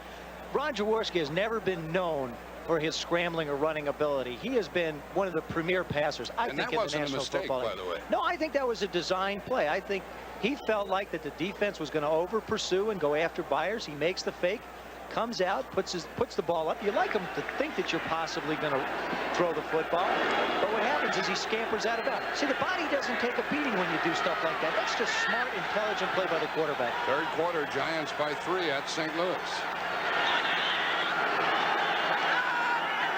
Maddox in motion, leading the blocking.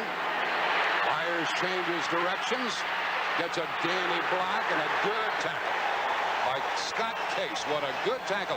And the reason Byers was jumping up and down is if Case had missed him, Byers would have rumbled. He's turning the corner if he makes that play. You'll see a nice job by Atlanta in shutting off this run. It's a counter play. There goes Haddixon. You see the guard and tackle pull. Now they force him back the other way. You hear coaches talk about staying at home. Joel Williams stays at home. He gets blocked. Now Case comes up and takes. I guess that's the only place you can hit somebody as big as Byers when you're as small as Case is down low. Case used to play the safety. He's 178 pounds. 2nd and 10. You going to run again, Jaws?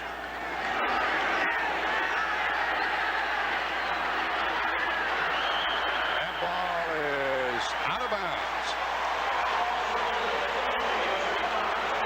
Quick says, are you sure? Well, there's absolutely no question. You'll see Quick goes up. The only thing that comes into question is if he was forced out by the defender. There you see Quick up in the air. In the discretion of the official, he came down, the feet come down out of bounds. You got to have at least one in to argue. Yeah, that's right. That one he landed out of bounds with. If you're saying you were forced out, you got to be a little closer than that. You certainly do. Joe Costello, Kenny Johnson check in for Atlanta. 3rd and 10. Philadelphia's made 3 out of 7. This has not been one of their strengths this year. Cunningham.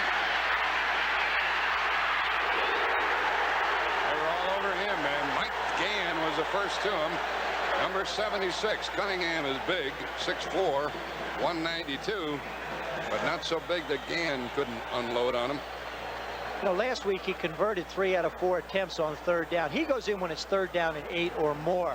And I really feel like any defense is going to set themselves up, play good pass defense, but the thing that you have to be concerned with when Cunningham is back there is running the football. He's an unbelievable runner. He's big, he's strong, he's a lanky guy, a lot like Reggie Collier down in Dallas. Telchik is punting to Dixon, who is inside his 30. Whoop. Handy kick.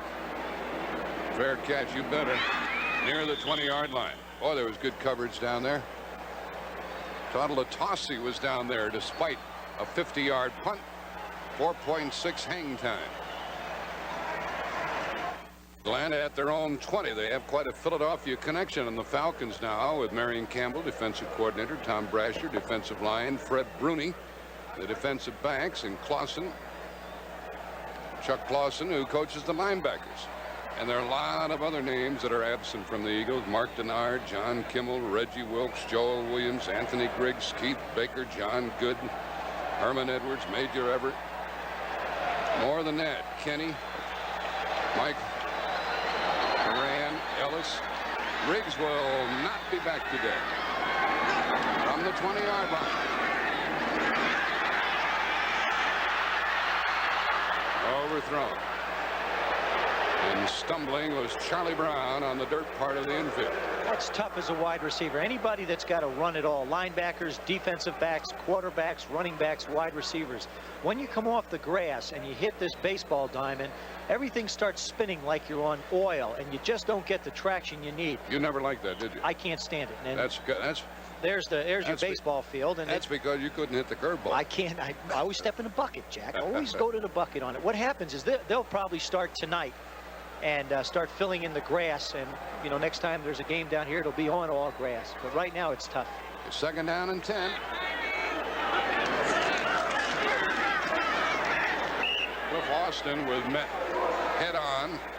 Finishing off the play was Alonzo Johnson after Reggie White held fourth, number 92. What's going on elsewhere? New England having an easy time of it over Miami. Miami giving up an awful lot of points. In Kansas City at the half by 10 over the Raiders. Houston trailing at Detroit in the third quarter by 8. And Minnesota won 3 in a row, but they're trailing 10-0. Stamps and Williams are in the backfield with Archie.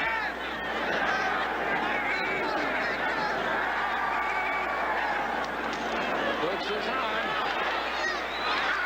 And the flag is thrown. The pass is incomplete to Arthur Cox. Probably holding against Atlanta, and if it is, it'll be declined. Probably, because that was 3rd down, and declining the penalty makes it 4th down.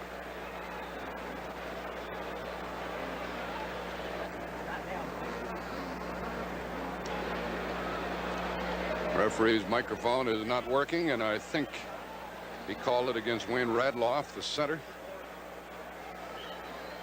And so it's another punt for Rick Donnelly.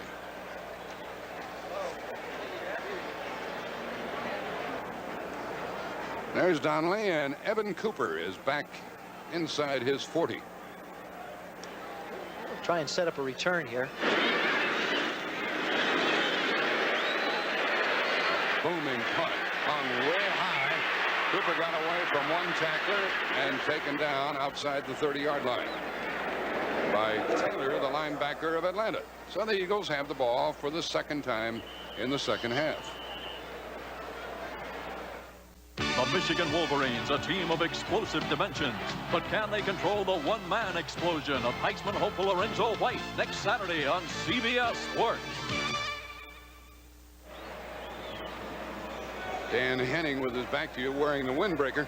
His club was 4-12 last year, but they stayed with him. And he said yesterday, Joe Theismann, that the football players and the coaches stayed with him. That was something he was very proud of. He was very proud of the fact that that football team hung together. I had the opportunity to play under Dan while he was the coach of the Washington Redskins. And he's the type of man you give a lot of loyalty to.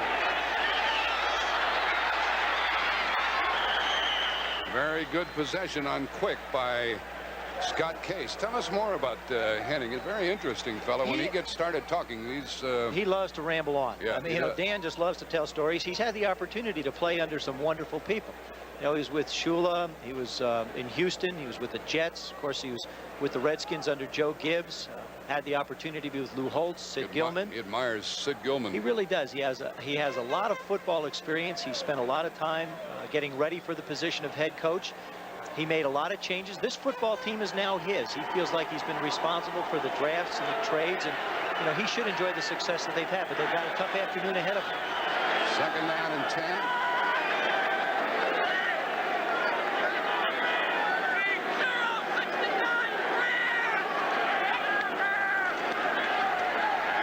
And they blitz, and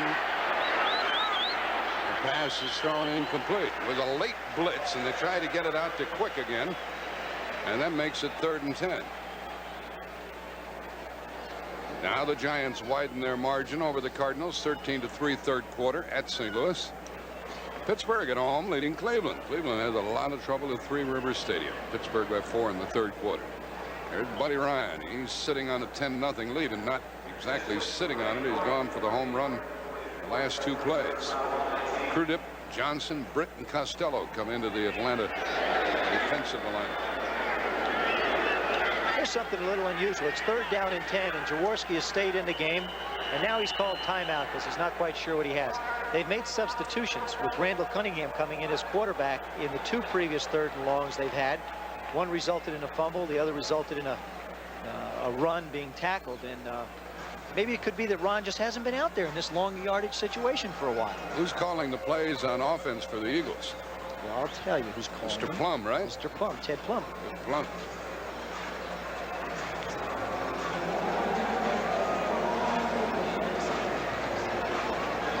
In the 2nd half, we told you earlier, this Atlanta team has really made the adjustments they needed and played tough. They're obviously in good shape. Look what the other clubs have done in the 2nd half. Tampa Bay never got past midfield in the 2nd half. They were ahead.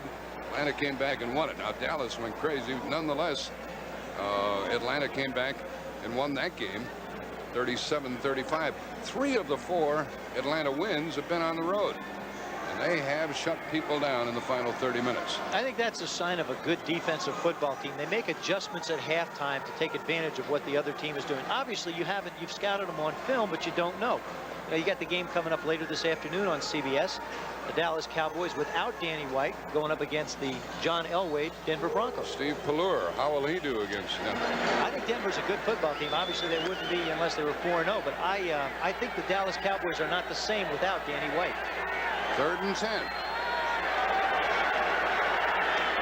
Still Jaworski. Ron Johnson is in for the Eagles.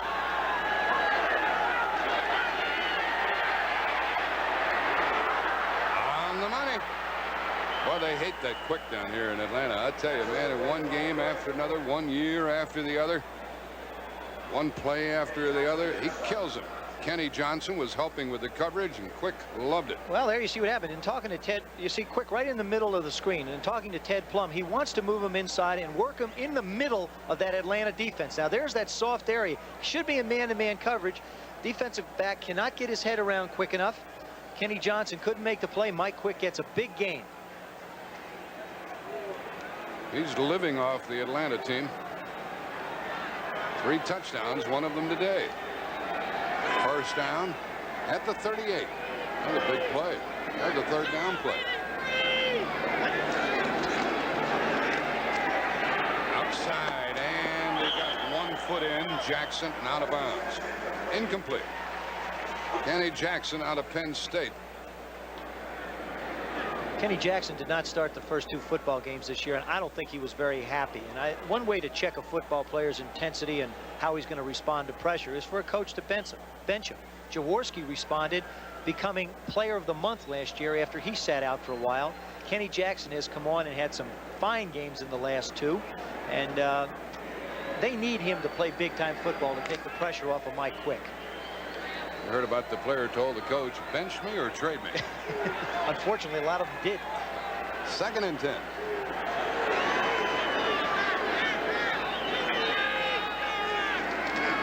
A draw to Byers. Good tackling by Atlanta. Joel Williams was first in on him, number 54, and he got the help he needed. 3rd down coming up and long.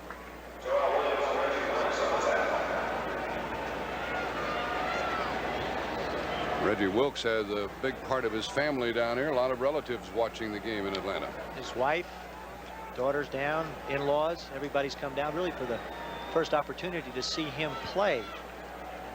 That time he made the tackle, along with Joel Williams. Ball at the Atlanta 34. 3rd down, 36.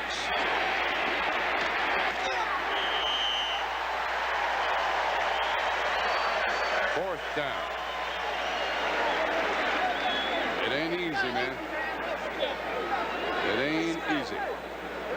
Case and Johnson ran him out. Well, you'll see Kenny Johnson come up. You see him moving along. Now he comes up outside.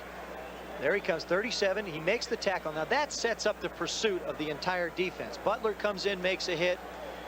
Case comes all the way from the other side. And of course, when you get the big guy, Brian, laying on top of you, you're going to have some hitting going on. Here's a 52-yard try by McFadden. 49 is his previous high this year. He could make it, but he won't. It's short, and it will come out to the line.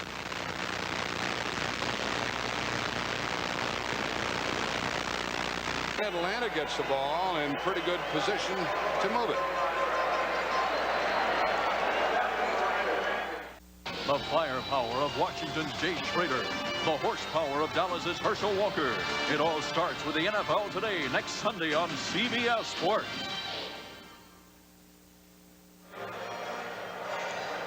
Twice previously, McFadden had kicked a 52-yard field goal against Detroit and against St. Louis, but not today. Not today, and especially off of this dirt. It is very difficult for a kicker to be able to kick the football off of dirt. Now, here's a guy who kicks off of AstroTurf. I don't necessarily agree with the decision to try the field goal at that point. Your defense is playing well. Why not let them continue to play well? Pin them back deep. From the 34, Austin. He had a pretty good push off of the ball. And the punter, Telchik, has been terrific for the Eagles. And it's Joe Theismann's idea to let the defense hold for it. Well, you know, they have possession on the ball now on their own 34-yard line. If Philadelphia takes a 5-yard penalty, they go back, they punt from around the 50. With the way Telcher's been kicking the ball, he may pin him in around the 10-yard line. Or get a mistake on a fumble. That's right, and your defense is playing great football. So, you know, play percentages. That's percentage football. Of course, that's why I'm not a coach. 2nd and 5. There's that linebacker again, Alonzo Johnson, the rookie out of Florida, number 54, the number 2 draft pick. Washington by 8 over New Orleans in the 4th quarter. The Redskins trying to stay undefeated. Cleveland and Pittsburgh have a heck of a game going. Pittsburgh by 1 in the 3rd period. Now the Raiders are back in the game in the 3rd quarter at Kansas City, trailing by 3. And here it's 3rd down and 5.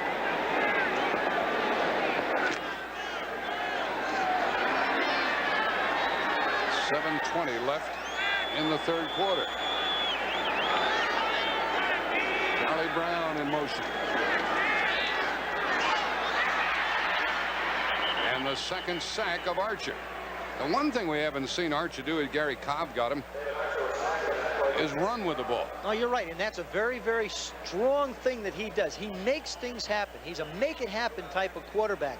I think he feels more comfortable when he gets a chance to sprint around like he did on the 2nd possession earlier today. What has he done running with the ball prior to today? 5.8 yards a carry. 25 times. yards. Got an Eagle down on the We have field. a player hurt. That's Ken Clark. I visited with Ken yesterday talking about playing inside or outside. He's still inside, but he had been on the nose. He said it really doesn't make any difference to him. And I'll tell you, the great ones don't care where they play. They really don't. He was brought in when I was playing against the Eagles. He was brought in basically as a pass rusher. Now he's asked to play on both pass and run downs. And at 6'2", 275 pounds, he can. My, how the Eagles have changed from the days of Hairston and Harrison to last year with Wilkes and Williams and some of the others. Now you've got Darby and White, Reichenbach. We haven't talked about the middle linebacker of the Eagles yet, but he's a very important cog, similar to what Singletary provides the Chicago Bears. One of the things that set up the new avenue that the Eagles traveled down was the acquisition of Reggie White from the USFL. Yeah, he has meant an awful lot. As we mentioned earlier, both Marion Campbell, I think, and Buddy Ryan feel that he is an excellent football player, and he's given him that big inside pass rushing tackle. In that last play, by the way, Jeff Van Note was into the game. He's 40 years old. And he is the one who put Kenny Clark down. He's number 57. See, right in the center of your screen. There he puts him down. Now Clark either got poked. Maybe something in the eye or something. Looks like something in the head region. Don't want to guess. He didn't get hit that hard. We don't want to guess, but Jeff Van Note is 40 years old. Clark smiling. So he's got a grin on his face. There he is. There's Van Note. This is his 18th year. And he has now played 234 games, 235 now, and 143 in a row. He comes in the 3rd quarter. You know, he lost his job to Wayne Radloff, but he comes in the 3rd quarter, and he credits Wayne with wearing down the defense so that he can come in and play during the 3rd quarter. Came here as a linebacker. This is the 5th punt of the day by Donnelly. Evan Cooper is back to get it. Well, we've seen some great punting today. Cooper lets it go, and wisely so, as it goes into the end zone and will come out to the 20. So the Eagles are at their 20-yard line. That was a 68-yard punt. 68. The Giants lead in the 3rd quarter by 7. New England blanking Miami 4th quarter, 27-0. And as we continue with other scores for you, we have Dallas and Denver coming up a little bit later at Denver. In Dallas without Danny White today. Steve Pallure will have the job of knocking off Denver for the first time, and you learn more about John Elway at halftime in the NFL today. Maddox and Byers from the 20. Greg Garrity is in as a wide receiver.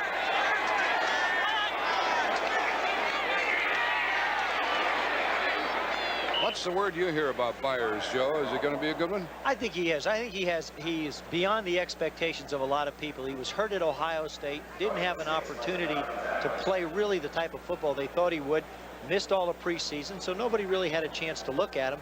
Eagles felt good enough about him as a football player to bring him in. He's starting to feel more comfortable. Had a chance to visit with him just briefly on the field before. He's excited about the way he's feeling health-wise, which is going to make him a better football player. 2nd and 4. Cut back and ran into all kinds of people.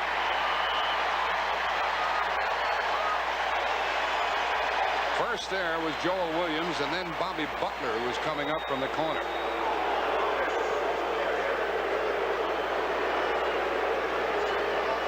You see in the top right of your screen, the Atlanta Falcons. Now, that is a defensive line sliding down. When you literally say you've been hit by the whole team, Byers here gets hit by almost everybody on the Falcon defense. They're a great pursuit team. They've always well been. There's Joel Williams coming in, Kaysen chasing him down. There he goes, Butler. He doesn't go down easy, I'll tell you that. He's allergic to grass, I guess. 3rd down and 7. Jaworski's still in at quarterback. 3 wide receivers. And that delay? Yep, delay a game. That happens more frequently when you're coming into a new system or a quarterback that has to learn a new system. It takes you a little more time to get the play out, and especially in 3rd down situations, because you're telling more people what to do. It's just going to take more time to get in and out of the huddle. Then all of a sudden, after the 30-second clock, you walk back in, you repeat it real quick, and bang, you're out with plenty of time on it. Detroit leading Houston in the 3rd quarter. Quick, Johnson, and Garrity are the wide receivers.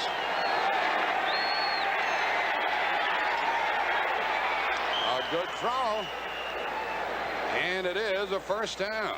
Garrity caught it, and the beauty of it was that he knew how far he had to go, 16 yards for a 1st down, with Krudip covering.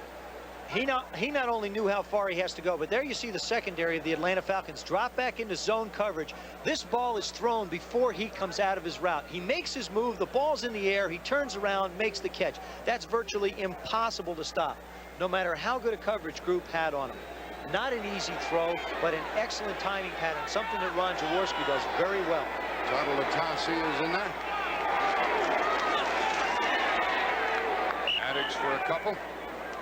That's the time remaining in the 3rd quarter, and the Eagles lead by the score of 10-0. They keep waiting for Haddix to break loose. He was a #1 pick 3 years ago. This is his 4th year in the league. He's big enough.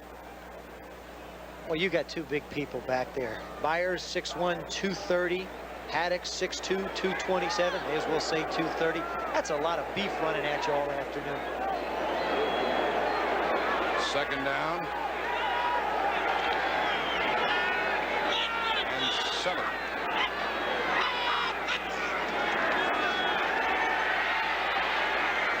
Tautalatasi got a block. Got a 1st down. He's out of bounds back at the 47 of Atlanta, and a 1st down. Is he a good piece of property? He sure is. He's just a make-happen kind of back. He gets his hands on the football. He's going to make people miss. He jukes in, jukes out, gets up the field really fast. I'm surprised. You know, he's at 205. He's not a big guy, but he's a stocky kind of player. That's 14 yards. You know what we're watching here? We're watching a crafty veteran quarterback. Jaworski picked the opponent apart. He really is. You know, he said in talking to him yesterday, it's going to take me a little while to figure out what Marion wants to do against me, but once I see it a little bit, I'll feel more comfortable about how I want to attack it. He's been more successful in the 2nd quarter and here in the 3rd quarter. Toss to Tautalatasi. And he gets more good yards. Would Jaworski like to beat his former coach? I think he'd like to beat anybody, but this day is a special day for him.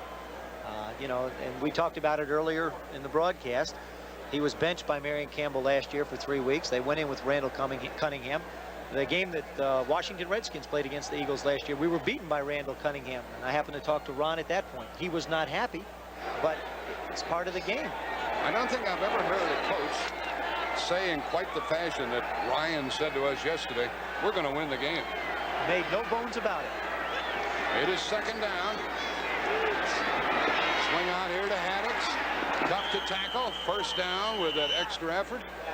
He is down to the 36 of Atlanta, and another first down. The tackle by Kaysen with Wilkes. Now who's getting tired? Well, the sun's got under a little bit, but still, you've been out there banging heads against big people all afternoon. It'll make you tired. Still 85 degrees here in Atlanta. Mike Pitts has come in for Bryant right now to give the big defensive guy a blow. Mike Waters checks into the offensive backfield. Pittsburgh by 4 over Cleveland. There's 13-0, fourth quarter. First down call. Waters the up back. Oh, fumble. And Philadelphia got it back. They got a lucky bounce. They got a lucky bounce, and Byers got it back. Byers recovered it, and Mike Gann, number 76, was looking at it. Well, here Jaworski's going to hand off to Byers. Byers never really closes down. You can't quite see it, but the ball comes in. There it goes out, right through his legs, and right back to him. Gann went right under Gann, and right back to Byers. The Eagles have had the ways of the bounce today. That's the third fumble, I think, today that they've recovered themselves. Second down, 11.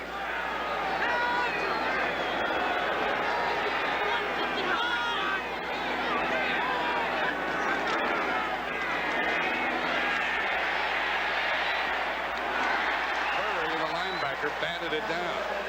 And speaking of Curry, we haven't mentioned his name very often today.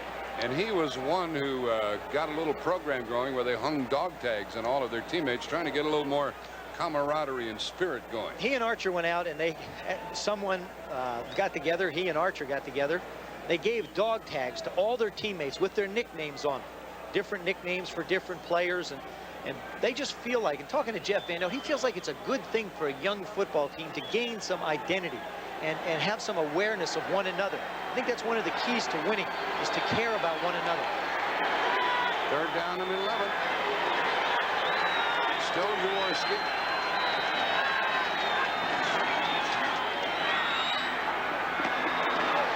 And a first down. Ron Johnson caught it. You know what happened there, Joe? I'm sure you know, Joe, but something you pointed out earlier. Archer waited and waited and then threw it to his man, and he got blasted and coughed it up. Jaworski turned around and let her fly. As soon as he got it in the shotgun. Now, here's something else, too. The Eagles feature the shotgun, which means that Ron's back there. Even if somebody's coming free, he still has time to set and make the throw. There you see an excellent throw. Robinson makes the catch and gets knocked out of bounds. He has still a very, very strong arm. He may have played 13 years. I don't necessarily buy this as long as you play your arm gets weak. I think Ron Jaworski's still a top quality quarterback. Ball at the 23 of Atlanta.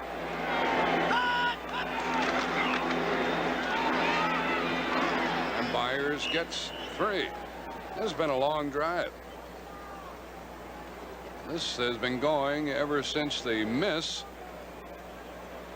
We'll see, try to figure out how long the Eagles have had the ball. They've had it for 6 minutes. About 6 minutes, yeah. 6 minutes.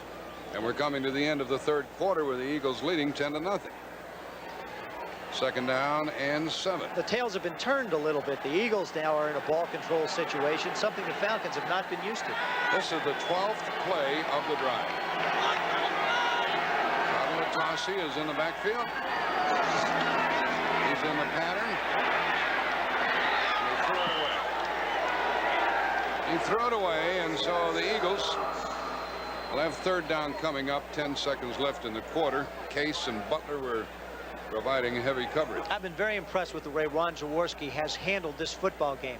His team was struggling early, but yet he's still making good decisions, not trying to force anything when they get down into an area to score. McFadden's tried the long field goal. He's kicked one already. I bet he's thrown 3 away. At least. So, you know, you figure that's take away 3 passes, so you're 11 for 19. That's not a bad afternoon. But he's doing the things that a quarterback has to do to make his football team have an opportunity to score.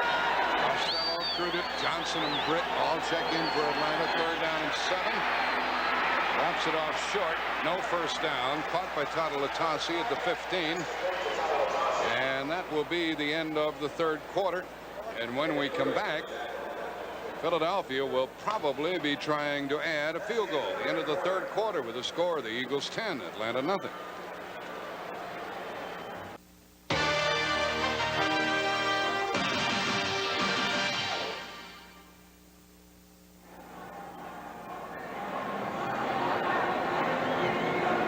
field goal. He has made one today of 31 yards. He's also missed from 52 yards. And here at the start of the fourth quarter, he will be kicking from 33 yards away. Trying to make it 13-0. Jaworski will hold it. That is good. And the Eagles have the only points today.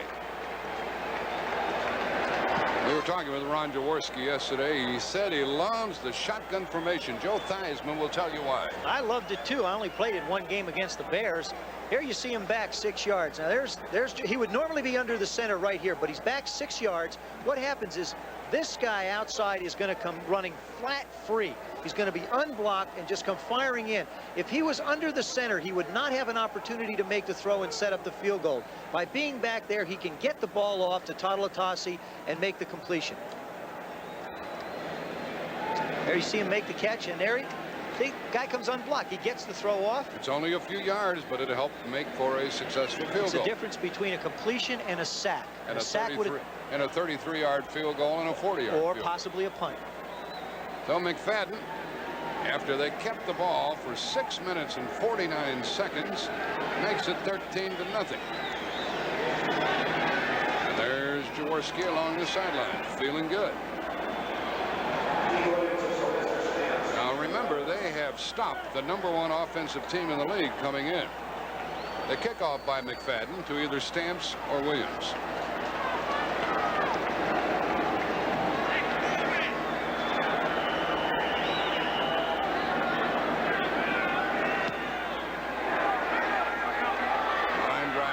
To Stamps, from inside the 5 to outside the 20 to be on the 30-yard line.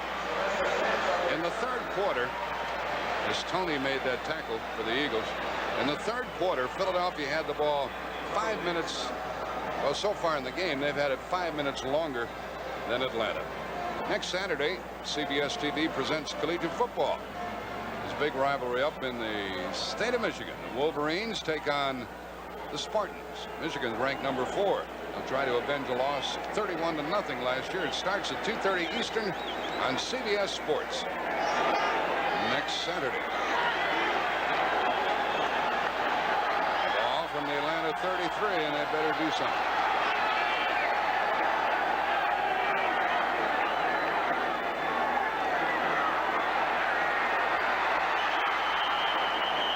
That's ruled in the grasp and a loss and a sack. The third sack. Third sack, and Archer can't get anything going. Greg Brown got him. There's your total offense for the third quarter. Philadelphia Holy 116, smokes. Atlanta 6.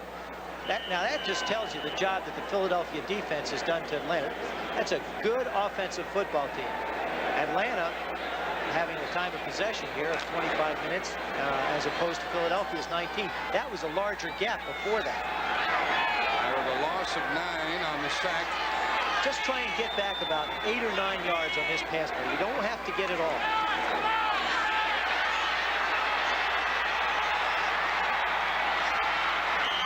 And he ran for a few. Ken Clark was after him. But Clark's a little pooped right now after that dash across the field. Or in the fourth quarter, that game up for grabs with the Giants leading by 7 at St. Louis. Here we have 14-13. Now the Raiders way behind at one time, leading Kansas City in the third quarter. And in the fourth quarter, the Lions ahead of Houston by 8. And New England's going to win another. Archer didn't have an opportunity to sit in the pocket on that one. He had to scramble around. He picked up 7 yards on the play and wound up with now 3rd down and 12. This is not the situation that they want to be in. Fowles and Bernard Wilson are in for the Eagles. 3 wide receivers. That's a fumble. And Philadelphia has it. Philadelphia has it as Albert Fowles got in and recovered the ball after the hit by Gary Cobb. What's the point? That's the difference in the shotgun. You see Archer is under the center. Fowles is going to come in on right in the center of your screen. Fowles is going to rush. Now there comes Cobb outside. Archer sets and he gets hit just before he throws the football. Looked like he almost dropped it. Well, he has to drop back and bang, he gets hit just before he wants to throw the football.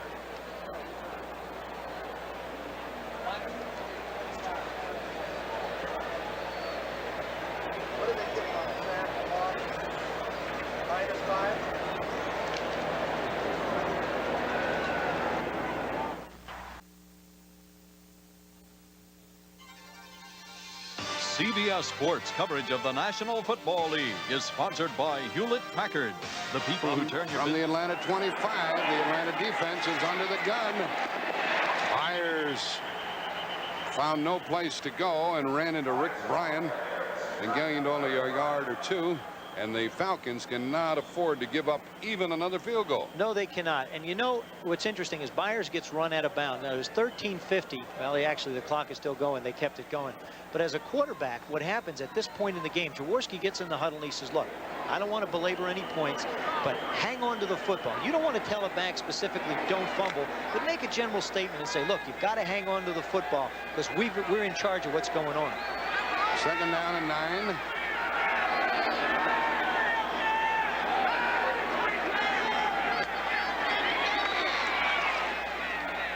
Atlanta trying to tackle the ball. They get Byers down after a gain of a few. I want to make a point about that previous run by Byers. He gained 1 yard. Then he was driven back. Then he was knocked out of bounds. They kept the clock running because he was inbounds, and they gave him that forward progress of 1 yard. That's a rule a lot of people don't understand and get upset about frequently in a close game late in the game. Well, just because the action is moving doesn't mean that the play has not been stopped. That's why you really have to pay attention to whistles out there. I always look for the whistle. Kind of looks like they're playing for the field goal here, doesn't it? I think so. You know, Jaworski's in. They're in the shotgun. I think they'll try and put it up, but he's going to be smart with the football. He doesn't want to make a decision that creates a turnover for his team.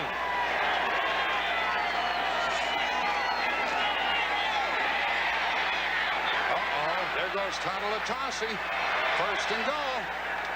Well, they weren't playing for the field goal, but I don't imagine they thought Todd would do what he did when he caught the ball. This guy is something. Here you see Todd right here at the right part of your screen. What he's going to do is he's going to come out and hook. Now, Jaworski, he doesn't want to throw the ball deep down here. He wants to control it, save it for the field goal. He'll make the pass as Todd comes out. Ron sits in the pocket, makes the completion. There you see him set back in the pocket. Todd does a nice job of starting inside, back out. There's now... Runs away from Brett Clark. Absolutely. He's done this all afternoon. He's just made people miss. Kaysen chased him and caught him, and it's first and goal, and Byers, who has no rushing touchdowns, gets a yard or two, and a flag is down.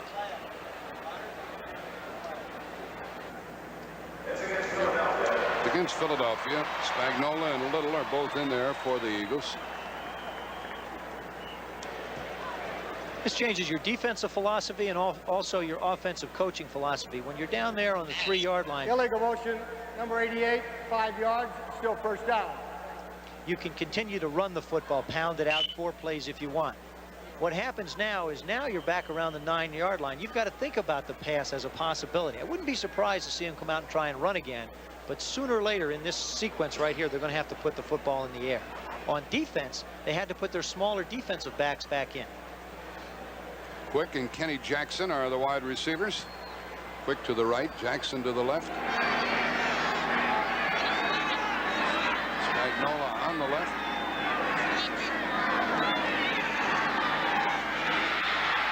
Addicks can't get in. That's like a running play. Reggie Wilkes and Buddy Curry tackled him. You know, you throw that little swing pass out. It's like a running play. You get your back out there one-on-one. Actually, I think having backs as big as the Eagles have to get the football out in the open like that to them, they're probably going to run over at least one person. And the old clock is down under 11 minutes. The ball rests at the 5. And it's second down and goal. That's the way he likes to slug it out with you. Oh, he loves to go toe-to-toe with you. You know, give me your best shot, I'll give you my best shot, and I'll beat you. That's his philosophy. He did it with the Bears. They lost the game 13-10, but they stood nose to nose with it. Myers. With all that, got about 1.5 yards. Excellent play by Rick Bryan, turning Byers back into the pursuit. That's a tough thing to do as a defensive lineman. Here you'll see him right on the, where are we here? On the left of your screen, you'll see Bryan as the defensive end. Number 77. 77 will come firing across. There he is. He makes Byers turn back. There it is. That's a lot of man. He beat the block of Beat the block outside, turned him back into the pursuit. Rady and Williams made the tackle at the 4. And it's 3rd and goal. That's one tired man right there. Quick and Jackson, the wide receivers, will probably see Jaworski roll out. No, he calls time. Timeout called with 9:35 remaining. Philadelphia is down to 1 timeout now. And it's 3rd down coming up. Buddy Ryan says, "What's up, kid?" Jaworski said he's really relaxed. He's not nearly as uptight as some of the other coaches I've had. It's been a different thing for him. Under Buddy Ryan, you know, guys go out, defensive linemen are punting. They're much more relaxed about how they're approaching the game.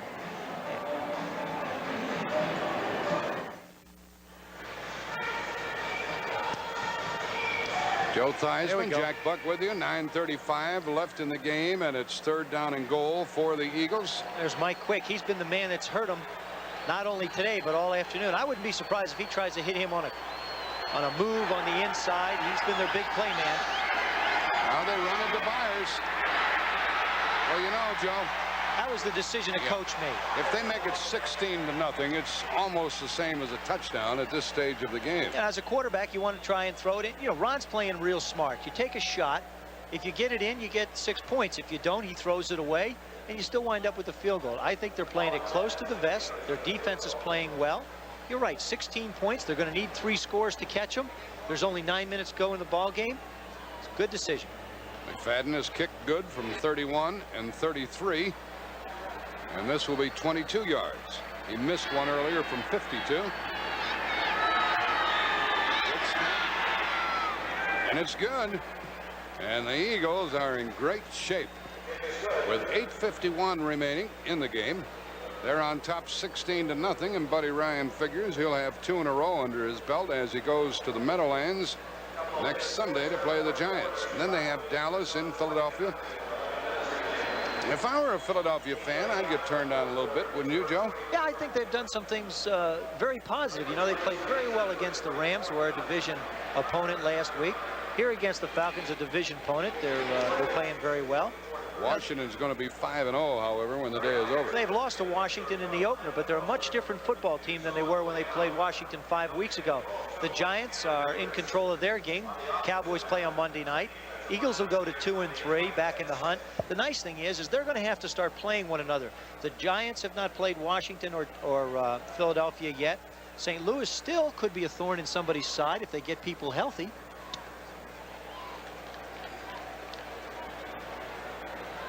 Cowboys are coming up. Right, not on Monday night. That's Eagles just kept the ball for 5 minutes and 18 seconds. Before the last field goal, they kept the ball for 6 minutes 49 seconds. They have done what the Falcons would like to do, and that's hold on to the football. This is sort of a reversal type of a game. Falcons came in wanting to keep the football. They've not been able to. They've missed opportunities when they've had a chance to score. The Eagles, on the other hand, really have got 2 of the finest receivers in football, in Quick and Jackson, and yet Tuttle Atasi's been the big play man in passing. Quick making the big ones. And the Eagles have had the ball 10 minutes more than Atlanta. From the 12, it's Stamps. They've got it covered over there. And he is out of bounds near the 20-yard line. Crawford made the tackle. Coming up on CBS, when this one is over, the Cowboys travel to Mile High Stadium in Denver to take on the Broncos and John Elway. Herschel Walker has already made his presence felt in the league and sometimes makes it look ridiculously easy. And John Elway, well, you learn more about him at halftime today in the NFL Today. And he can put the ball in your hip pocket. I happen to think that John Elway could well be the best quarterback in football this year. And against the run, how's Herschel going to do today? He could have a tough day. Denver's ranked #1 against the run. You know what's really deceptive, too, though, is Philadelphia's ranked 28th as we look at this. That's not indicative of the type of defense they play. Yeah, we'll have Joe explain that to you. They're not as bad as those figures look. From the 20-yard line, Archer throws to Cox. And he gets a first down, and he's out of bounds. That's a big play. Evan Cooper latched onto him. Tell us why those figures lie a little bit. Well, I think that the reason they lie is because, and even in talking to Coach Henning, what happens is the Philadelphia defense will gamble and blitz. And as we talked about, that's one way to stop the run. What happens is if you blitz linebackers and somebody breaks through, you're going to wind up with a 30 or 40-yard gain. But you're going to stop them 6, 7, 8, 9 times for 1-yard gain or minus gains or no gains at all. Therefore, your yardage is way out of whack with the performance that your defense is doing. That's the first down this half for Atlanta. They're at their 36. There's the linebacker Johnson. And a sack, the 5th of the day against Archer. This is where the 46 defense creates a problem. They bring the 2 linebackers over to one side. When you're behind, right? When you're behind and you have to throw the football, they're going to come flying after you. Now here it is. The Falcons are going to go with no huddle. They've come back out on the line. They're still blitzing them. They lost about 8, and that's incomplete, and it'll be 3rd and long, and Archer's shaking his head, trying to get it out to Dixon. I think he's shaking his head a little bit. He's also got to be a little bit concerned with the pass protection that he's getting. It's not that the offensive line of the Atlanta Falcons is not good. They're all very good football players, but the scheme that Buddy Ryan has puts constant pressure on you, and sometimes, even if they go back into zone, it's hard to get the ball off. This quarterback, Archer, is from Soda Springs, Idaho. He's come a long way. Sure has. And he's got a long way to go this afternoon. 3rd and 18.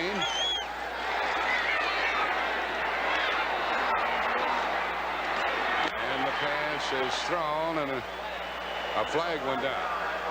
A flag went down. Let's see what happened as they try to get it out to Charlie Brown, who hasn't been able to do much. Cincinnati pulling away from Green Bay in the 4th quarter by 20. And Cleveland coming back in a seesaw game. Pass will be ruled incomplete. Number 89 stepped out of bounds, came back in and catch the ball. That's an incomplete pass. It'll be 4th down. If you go out of bounds and come back in, you cannot be the first one to touch the ball. Incomplete, 4th down. That was also a screen play set up to the back. As Archer tried to roll to his right, he wanted to throw back. The back wasn't there. He got caught up in all the defensive linemen, had to go downfield with the football. It's been a busy punting day for Rick Donnelly. And the Eagles will get the ball with 8:04 left. This is the 6th punt for Donnelly. Played in Wyoming. He's from New York City, Long Island. Evan Cooper back inside his 30. And some of the folks, the fair catch is called for and taken at the 32. Some of the folks head for the exits, but I know you folks in Philadelphia want to watch all of this. The Eagles lead 16-0. The Michigan Wolverines, a team of explosive dimensions. But can they control the one-man explosion of Heisman hopeful Lorenzo White next Saturday on CBS Sports?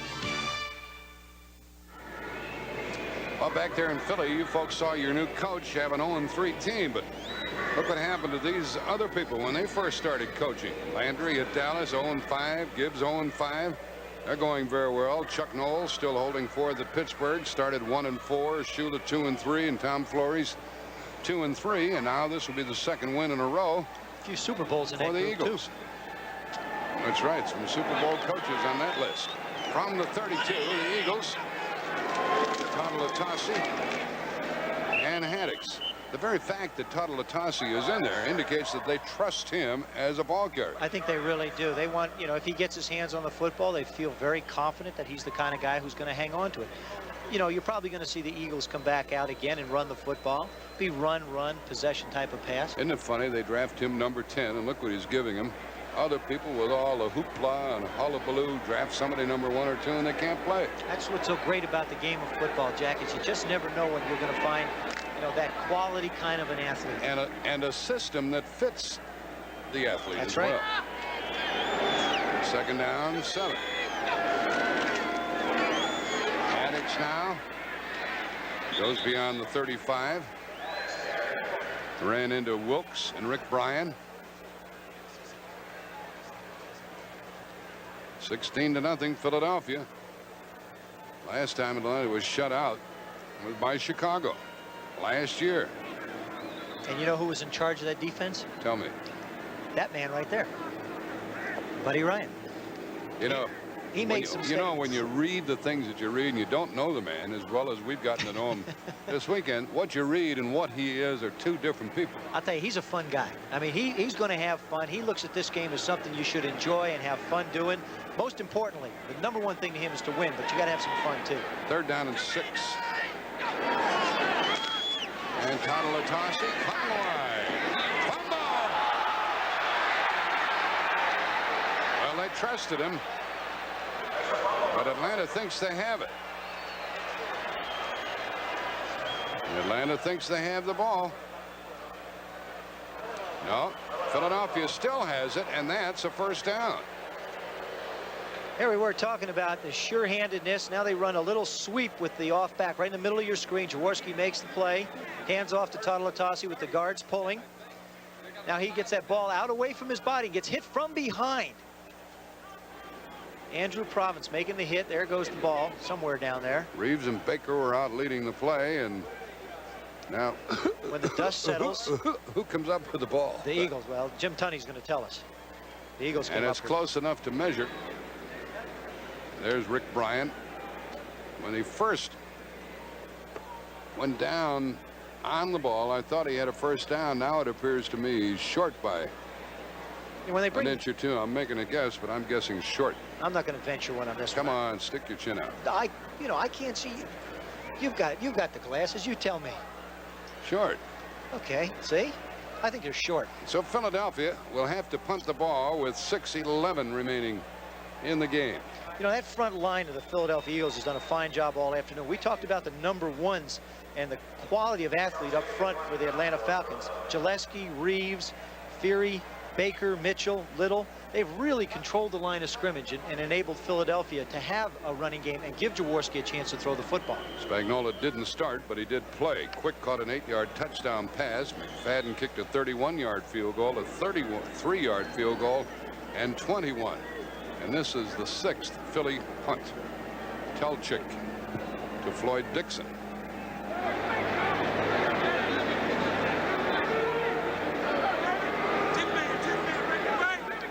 He's taking all the time he can on that 30-second clock. Atlanta came after it, couldn't get close. We've seen some punting today. Dixon has to let it bounce, and it is down by Todd Latasi. He's all over the field. Now we have 5:34 left in the game. That was only a 40-yard punt, but it served the purpose. Well, a reminder that coming up next, the 2nd game of the doubleheader, the unbeaten Denver Broncos will be hosting the Dallas Cowboys, the Cowboys without quarterback Danny White. Then next Sunday, for most of you in the Southeast, the NFL Today at 12:30, and you will watch one of those 2 games, the Rams in Atlanta or Washington take on Dallas. Now, for our viewers in Pennsylvania, the NFL Today will start it off, and then those amazing Philadelphia Eagles will take on the New York Giants, 3:30 Eastern Time. Let's send you back now to Jack Buck. Okay, Brent. The ball rests at the Atlanta 19-yard line. They were undefeated coming into this game. They'll be 4-1. That always tightens up that division with the Rams and New Orleans and San Francisco. Scores of other games for you. It's 16-0 here in favor of the Eagles. And the Giants lead by 7 in the 4th quarter at St. Louis. Washington by 8, a final score over New Orleans. New Orleans played them tough. And Cincinnati widening the gap against Green Bay. They lead by 20 in the 4th quarter. Archer has played the entire game. Kirk Schonert is the backup quarterback.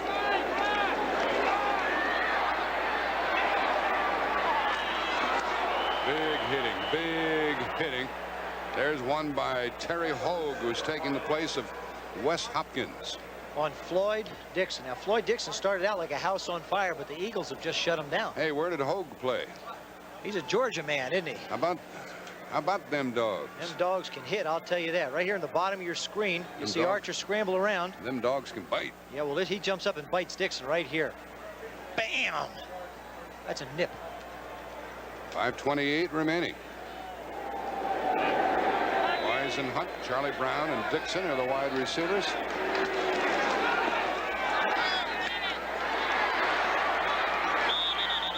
Dixon was caught by his own.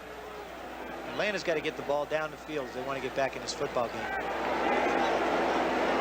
Brown, Dixon, and Jones. They've kept Brown shut down pretty well today. And that was Evan Cooper on the hit again.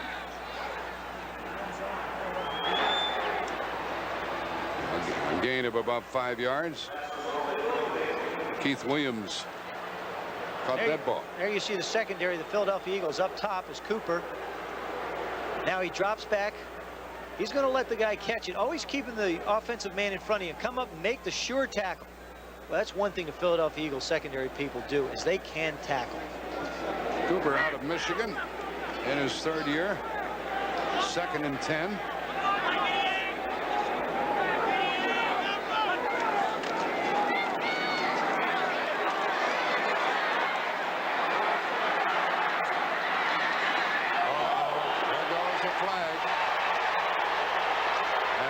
Gets up swinging.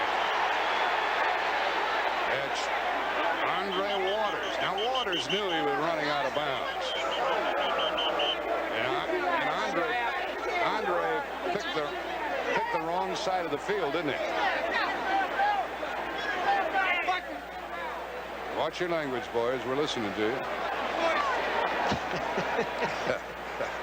Andre Waters was on the wrong side of the field. He knew. Well, I'll tell you, I don't. He knew that Archer was going out of bounds. I think that's a cheap shot. I don't. You would. You're darn right I would. And also, here the man is going out of bounds.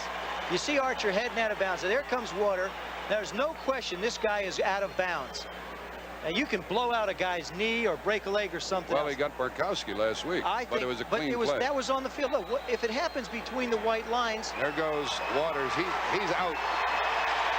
Get out of here. I'll tell you, this guy has no right to complain at all. Buddy can pat him on the head, that's fine. But what he did is wrong for the game of football. That's not the way you play the game. Personal foul, number 20, disqualified, 1st down. I just think what happens in between the white lines, everybody's free game. But once you step out, you got to have some respect for the other guys. After all, they're out there trying to make a living too. Ball is at the 48, and it's a 1st down. Archer got hot to knee, came up swinging. He sure did. Hey, the kid's got a lot of fight in him. Maybe that's what this football team needs. You never know. Yeah, watch him. He's 6'2", 208. But he don't care. He doesn't care who he is. He said, that's not right, and I'm going to tell you that right now. He grew up tough in Soda Springs, Idaho. I don't know what he said. That could fire up both football teams. A little late, though, for Atlanta. The 1st down at the 48. Now he runs, slides down. And once he's down, he's down. He doesn't have to be touched. Reggie White covered him. And we have a new safety in there. Bernard Wilson, Bree they call him, is in there playing in place of Waters. He was a starter for a couple years. Picked off a few of mine in time. They have some good extra backs. Fowles and Wilson. Atlanta calls timeout. And they'll have 4:23 left in the quarter. And 2 timeouts remaining. Tonight on CBS, and don't forget we have the Dallas-Denver game coming up. Want to start a war as long as the enemy's army is communist? As a retired American 2-star general, he'll run that war for you. Meet him tonight on 60 Minutes. Then Murder, She Wrote. Following Murder, Linda Evans and Jason Robards Jr. star in a new CBS miniseries, The Last Frontier. All of that coming up. So we have Dallas and Denver, then 60 Minutes, Murder, She Wrote, and The Last Frontier with Linda Evans. Well, the Atlanta Falcons right now, Henning is saying, look, you're going to have to get the football up the field. We can't nickel and dime. You've got to throw the football. The Eagles would be very contented to let Archer run the football down the field at 8, 9, 10 yards a clip and take beatings. What he's going to have to do is sit in a pocket or move around to create plays like he has the past couple games and get the ball up the field. What's happened, amazingly enough, is the Eagles are putting pressure on him with just their front four. They're not throwing many linebackers right now. They're dropping them back into coverage. That's why he's having to hold on to the football. You look over here on the left corner with Roynell Young. If you want to get behind him, you got to leave the stadium, go outside, and come back in the other way. Either one of those guys you're going to have to leave. You're right. You have to buy a ticket, catch a bus, drive around the other side, and jump in. 2nd down and 7. Cleveland ahead by 3 at Pittsburgh in the 4th quarter. The blitz is on, and Archer steps up and throws incomplete to Charlie Brown. Brown inside the 25. We mentioned the Rams and San Francisco and New Orleans. It's going to tighten things up. One of those teams is going to catch Atlanta. San Francisco plays Indianapolis. The Rams are at Tampa. Well, one of those teams might catch Atlanta. Excuse me, Tampa is in Los Angeles. The ball is at the 45. Every schedule coming up for Atlanta. The Rams, San Francisco, then the Rams, New England, the Jets, Chicago. So they could ill afford this loss. There's a flag and an incomplete pass.